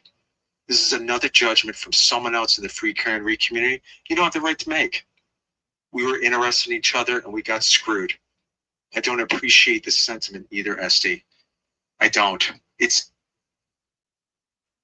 I can't believe that you actually think that you have the right to say that. I said, huh? The right to say that? You mean the right to give an opinion on something that you are bringing to me? What did you want, Barry? What did you want from me then?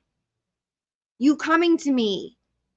You wanted me to just like not try to figure out what's going on and just blindly go and contact her and be like, hey, I think you should give Barry another chance. What? And then I write, oh, he deleted something. And I said, after a divorce, one should rediscover themselves as a single person and a single mother. And he writes, Esty. And I write, this is just my opinion. I'm sorry. And he writes, I cannot believe you have the right to say that. Doesn't everybody have a right to free speech? Doesn't everybody have the right to say and try to help if you're coming to that person for help? So, next voice note. All right, Esty, so this is what I'm going to do now since you think you can play judge. I'm going to enjoin you in the lawsuit since you started this because of your selfish behavior in court. Would you like me to do that? Since you want to play like that, we'll play hardball now. The right to say that? You mean the right? He's going to play hardball now. He's going to play hardball now. And then he brings up my behavior. He's saying, like, because of my behavior at court, which means, oh, I see you, Barry. You're believing everything that Meredith said. You think that I stole Nathan Reed's seat. You think that I was the reason why why Kelly Reed wasn't there anymore. You're believing all the lies. Yet, you're the one who came to me saying that they're bullying and harassing me and yada, yada, yada. Like, the progression. And then the way he flipped out. And I'm like, holy shit. And I write, I don't know you and Nan's relationship. This is just from an outsider's perspective. I'm sorry. What does he say now? Now you know about my relationship going to August 8th, Esty. Because if you're going to do this, I will actually be hard. Because now you're making judgments about me and her, knowing your behavior in the courtroom got us into this.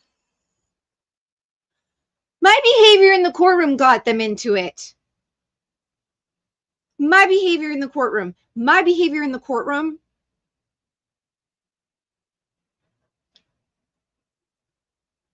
I behaved like a motherfucking saint. Okay? You had to watch where you looked. You were not allowed to look over at the O'Keefes and the people sitting with them. You were not allowed to talk to the people sitting next to you. You had to be on your best motherfucking behavior. And I treated everybody with kindness that came. That I don't even want to talk about it. It's so goddamn stupid.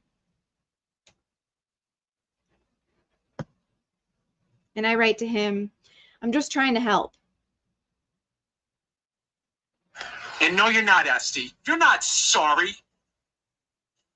You want to hurt me again because this is even as hurtful. Your judgment is hurtful.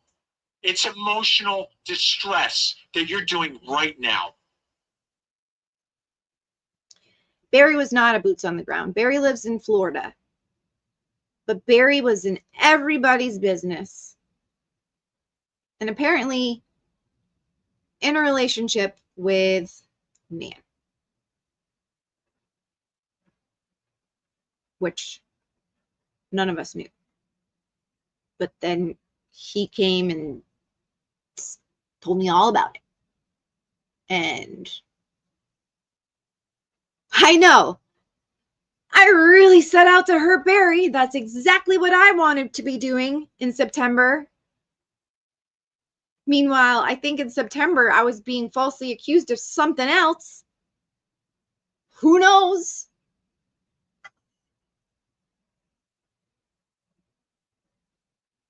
And I said, I'm not judging. And he says, respect my wish because August 7th was a big day for me and her. And with that kind of judgment, Esty, with all due respect, that is not helpful at all. It is no different than so many others in the last 7 weeks who have castigated judgment on me and her. He writes, I hope you understand. And I wrote, I'm not judging. He writes, and that is judgment. What? I got a super chat. Yeah, I did. For the duck fuel food. These duckies are going to be so happy. Thank you, jump bags. Happy duckies. Happy life. Am I right? So we play this.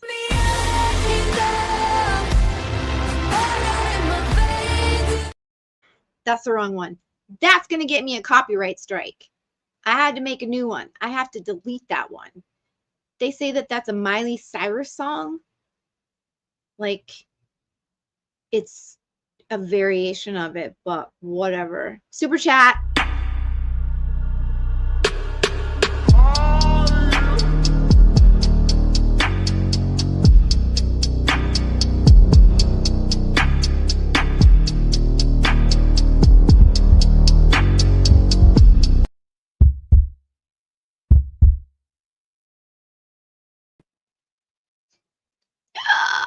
Is that my super chat song? Oh my god, I can't with myself. You'll be hiding under your bed?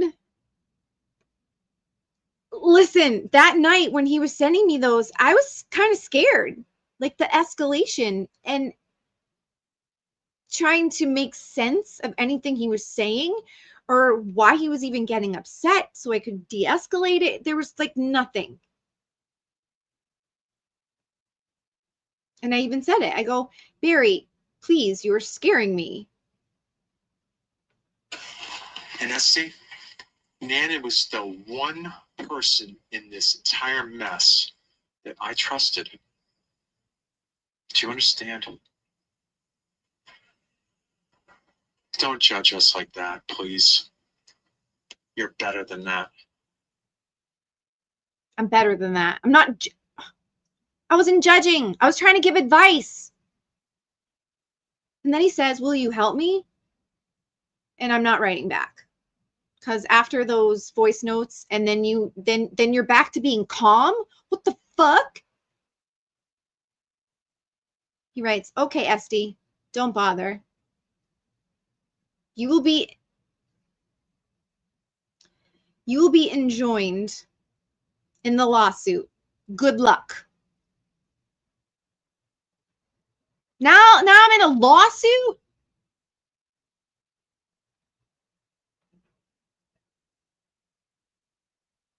I don't know if this is the next day or the same night. I think it's the same night.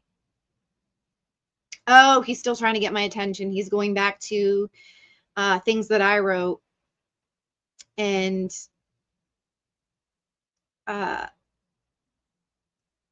replying to them. he's replying to my I'm sorry, and he goes, no, you're not.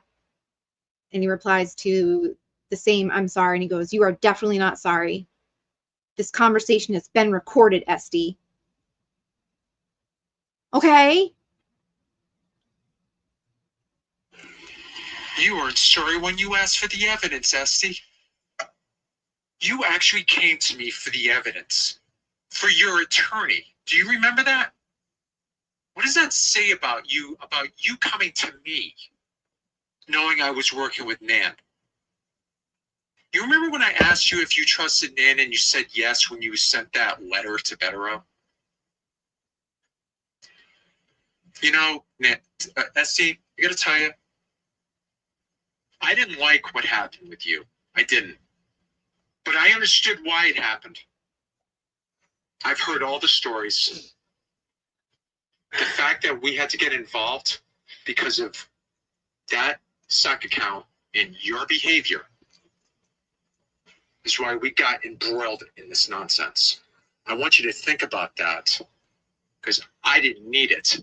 And for the record, Esty, I also advised Nan not to respond to that post of hers. You guys did a lot of harm. And guess who's the victim here? It was me. Me.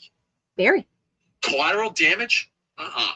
Much worse than that, Esty. Much worse. Imagine still being cyber stalked, cyber harassed up until today. Ooh. Because that's what's been going on for me. For him. For Barry. I mean, it's all Barry. It's all Barry. He hasn't been sleeping. He hasn't been eating. He hasn't been doing shit besides all of this stuff because of me. It's my fault. Me.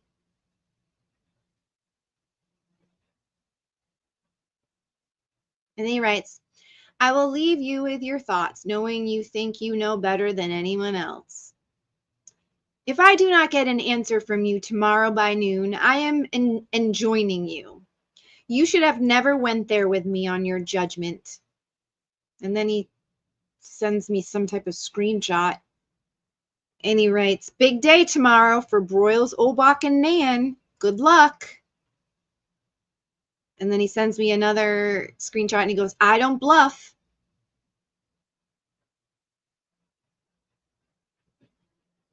Wow. I don't know what happened, but I guess the next day I was like, maybe this will be different. I write to him, hi, how are you today? I'm sorry how things ended last time we talked. I was insensitive to you. I hope you can forgive me. I'm sorry, Barry. You little coward. Why did I write that?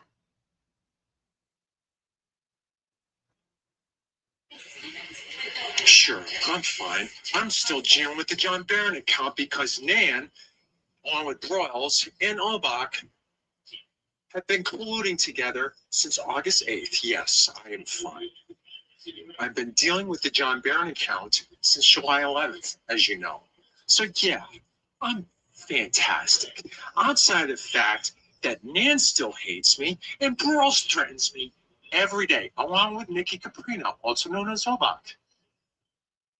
Broyles, Obach, and Larry Legend, along with two family friends of the Kearneys, are the John Barron account. I've been holding this since the last time we spoke. And Nan thinks I hate her, and I don't. But yes, Esty, I don't hate you. But I didn't need to be involved in this, so I'm sorry I got upset last time too. Believe me. Do you think I wanted any part of this? Absolutely not. Absolutely not. Anyway, yeah, it's okay. Thanks for saying you're insensitive. Yeah. I really fucking liked her. See, I went through a lot with Nan. A lot. So, yeah, I'm okay. I hope you're doing good too. I fucking hate this shit. Bestie, I really do.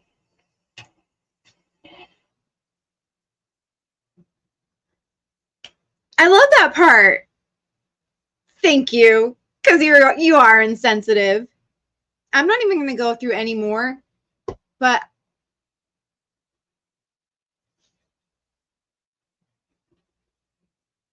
yeah, now I have a bounty on my head, I bet. But I felt it was necessary to just bring you guys along down this road of what Barry was and continues to put a lot of people through. You try to help him out. Oh, there's so much more. There's so much more. Why did I keep thinking I could help him? Because then I would reach out and be worried that about his life, like that if he was going to do something to himself, because it didn't seem like he was sleeping. He couldn't step away, but he's making all of these choices himself. Like, he's a grown man. He can decide not to be involved in any of this anymore. He can look at what he has done and take accountability for all of that and stop trying to get revenge.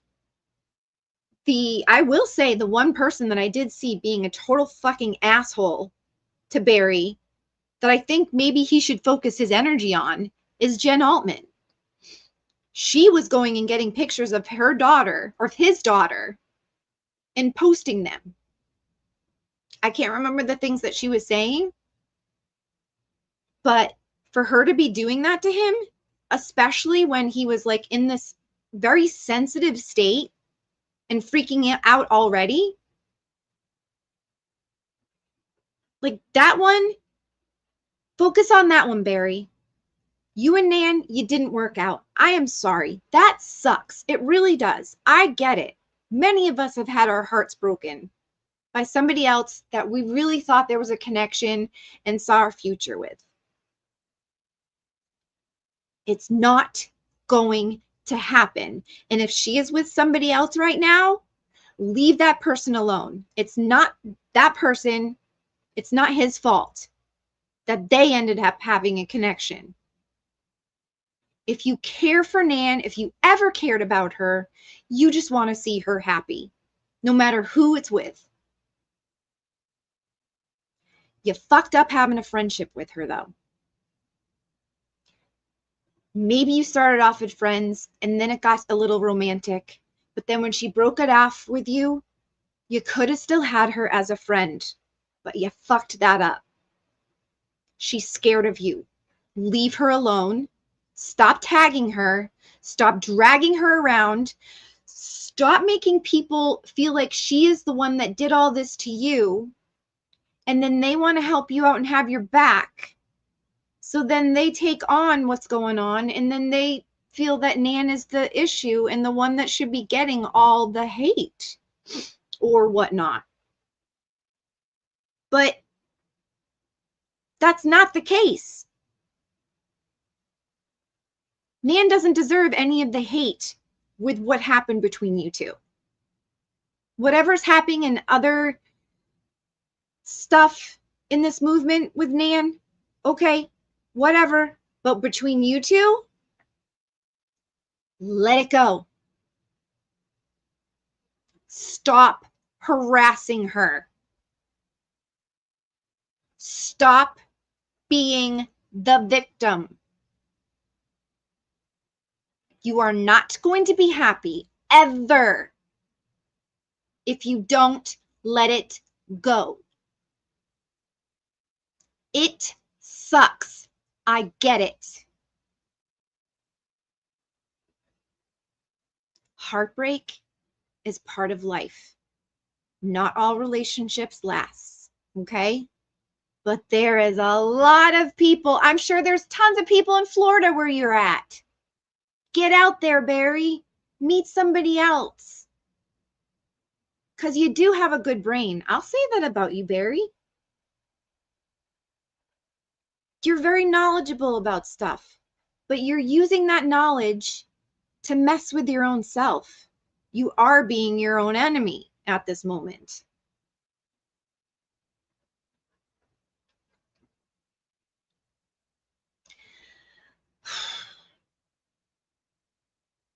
And I apologize to the people that I was thinking that it was people messing with Barry just to use him for their own agendas.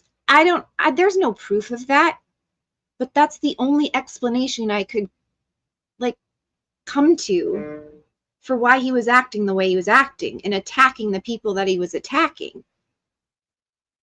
I thought people were using you for their own purposes, own dirty deeds. But I've come to the conclusion that this is all on you, Barry. You're using people's kindness as your ammo. And that's not okay. And stop pretending to call the Massachusetts State Police. Stop threatening people with lawsuits. I looked that up, Barry. That's against the law. That can put people in emotional distress. Every day writing, they're coming for you. It's going to happen. I'm calling MSP. They're on notice. They have your name. The lawsuits are coming. You're part of the lawsuit. How do you think anybody feels thinking that, like, well, what the fuck did I do? Is somebody defaming me or telling you that I did something, making something up? And so now I am in a lawsuit because he's been convinced? No. You're trying to scare people because I don't know, is this fun? Are you in psychosis? Do you have people around you that care about you?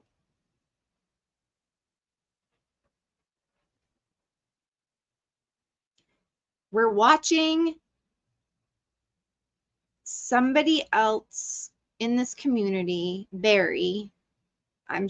There are others that are just in need of help. That's the thing. I don't understand why he even goes to people for help.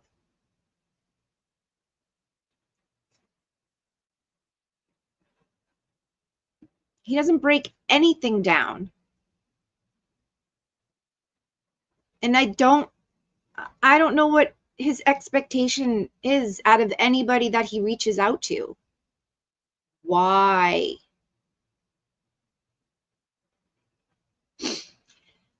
It's heavy motherfucking shit because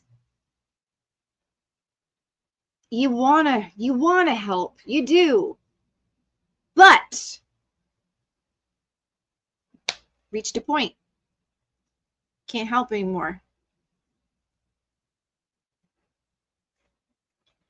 So,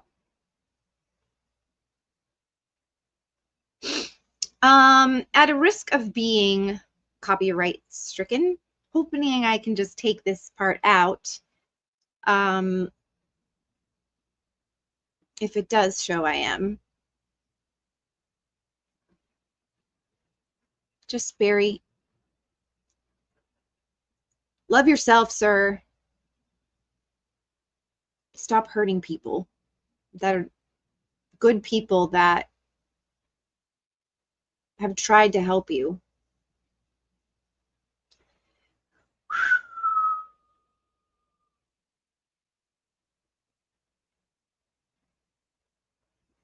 Yikes. Yikes on bikes.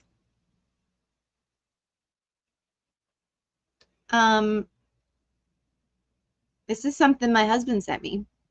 And I want to share it because it's amazing. And we'll end it here with this because comedy is what's needed after something so heavy.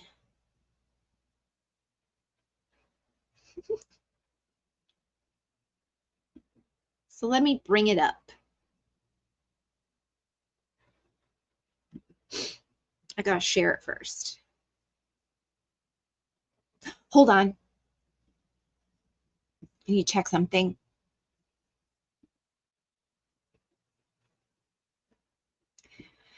Holy hell.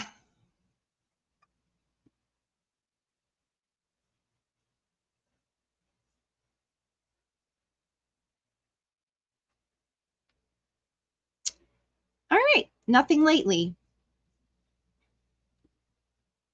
Barry, if you're watching,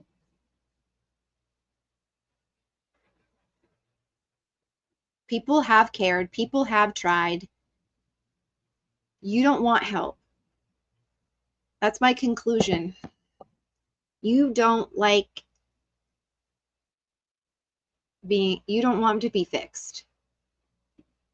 I think you are addicted to what's going on right now of being angry and out for vengeance or something. I don't know. But leave people alone, especially good people. Just leave them alone. Stop. You're the one who says that you don't like the harassment and stuff. You don't understand. You are the thing that you don't like. And Nan didn't catfish you. That picture you keep posting, ladies, say it with me. That's Nan without makeup. Okay? Sometimes women don't look exactly like a picture when she has scrubbed her face. She's barefaced in the shower. Okay? You don't look exactly the same. You think that was somebody else? That's Nan without makeup. Stop it.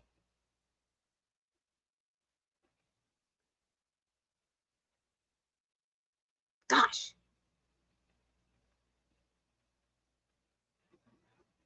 It's freaking annoying. It's very fucking annoying. Because it's so fucking obvious.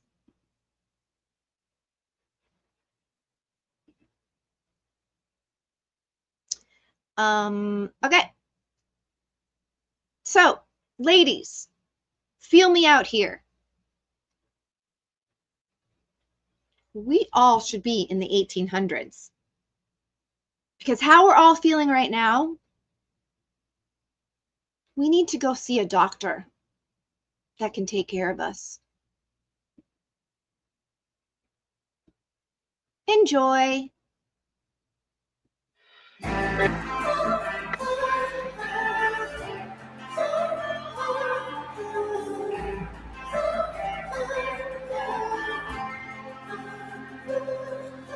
There once was an affliction that just affected women, a mysterious disease called hysteria. It was when women had opinions or moods or needs or anything in that awful area.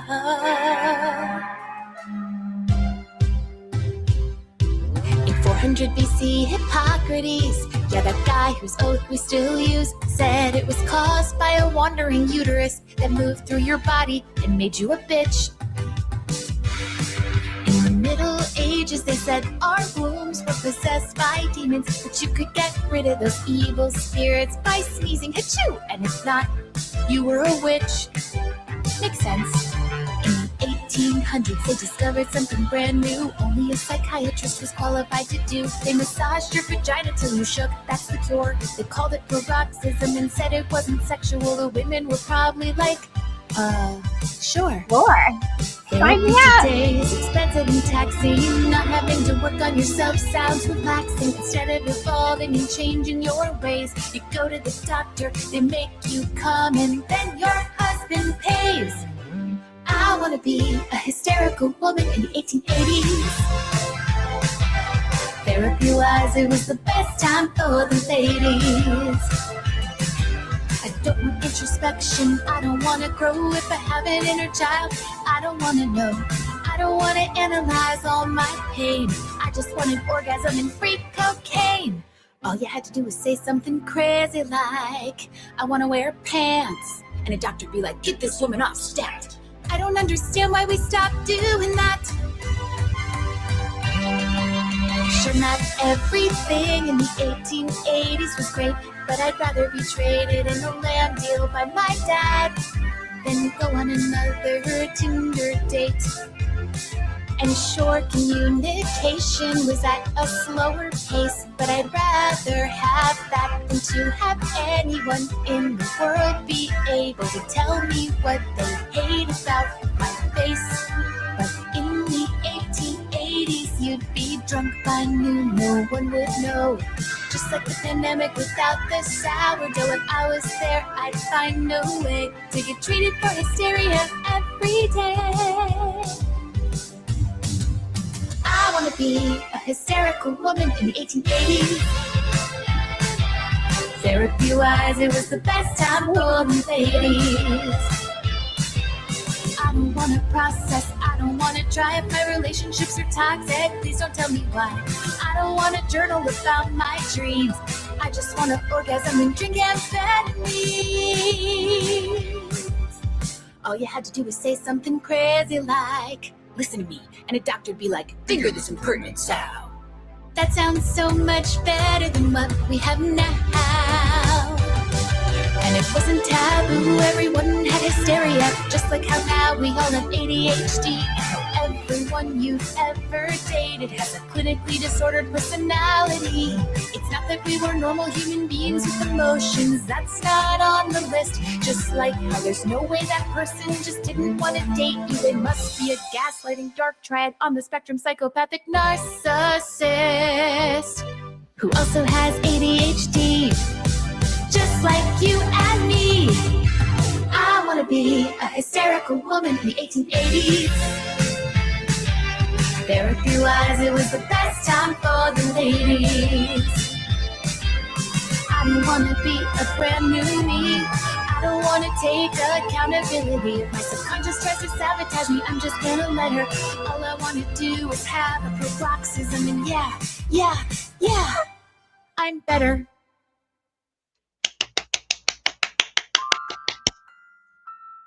Hush, little baby, don't say a word. Mommy wants to give you some advice.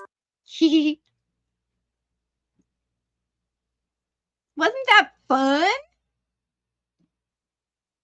I want to be a lady in the 1800s. No. But sound advice. In a bad mood? Mad at other people? Want to get revenge? Want to write something nasty? How about don't just go do you.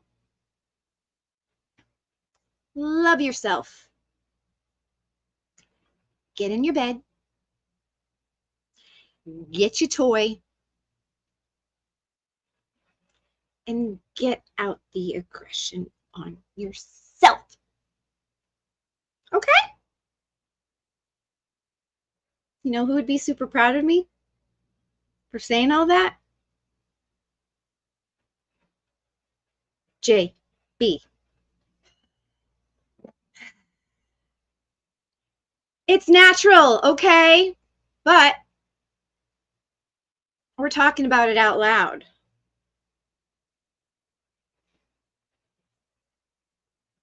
More O's for you and me. It doesn't hurt anybody.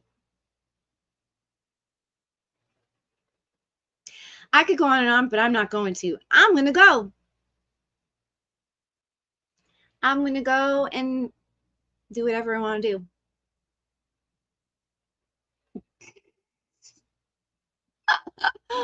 Yep, we went there. I'm not even going to say the quotes that I want to say right now, but listen, respect other people in the DMs, okay? Don't go too far. All right? Social cues matter. Personal space matters. Respect each other. Respect yourself.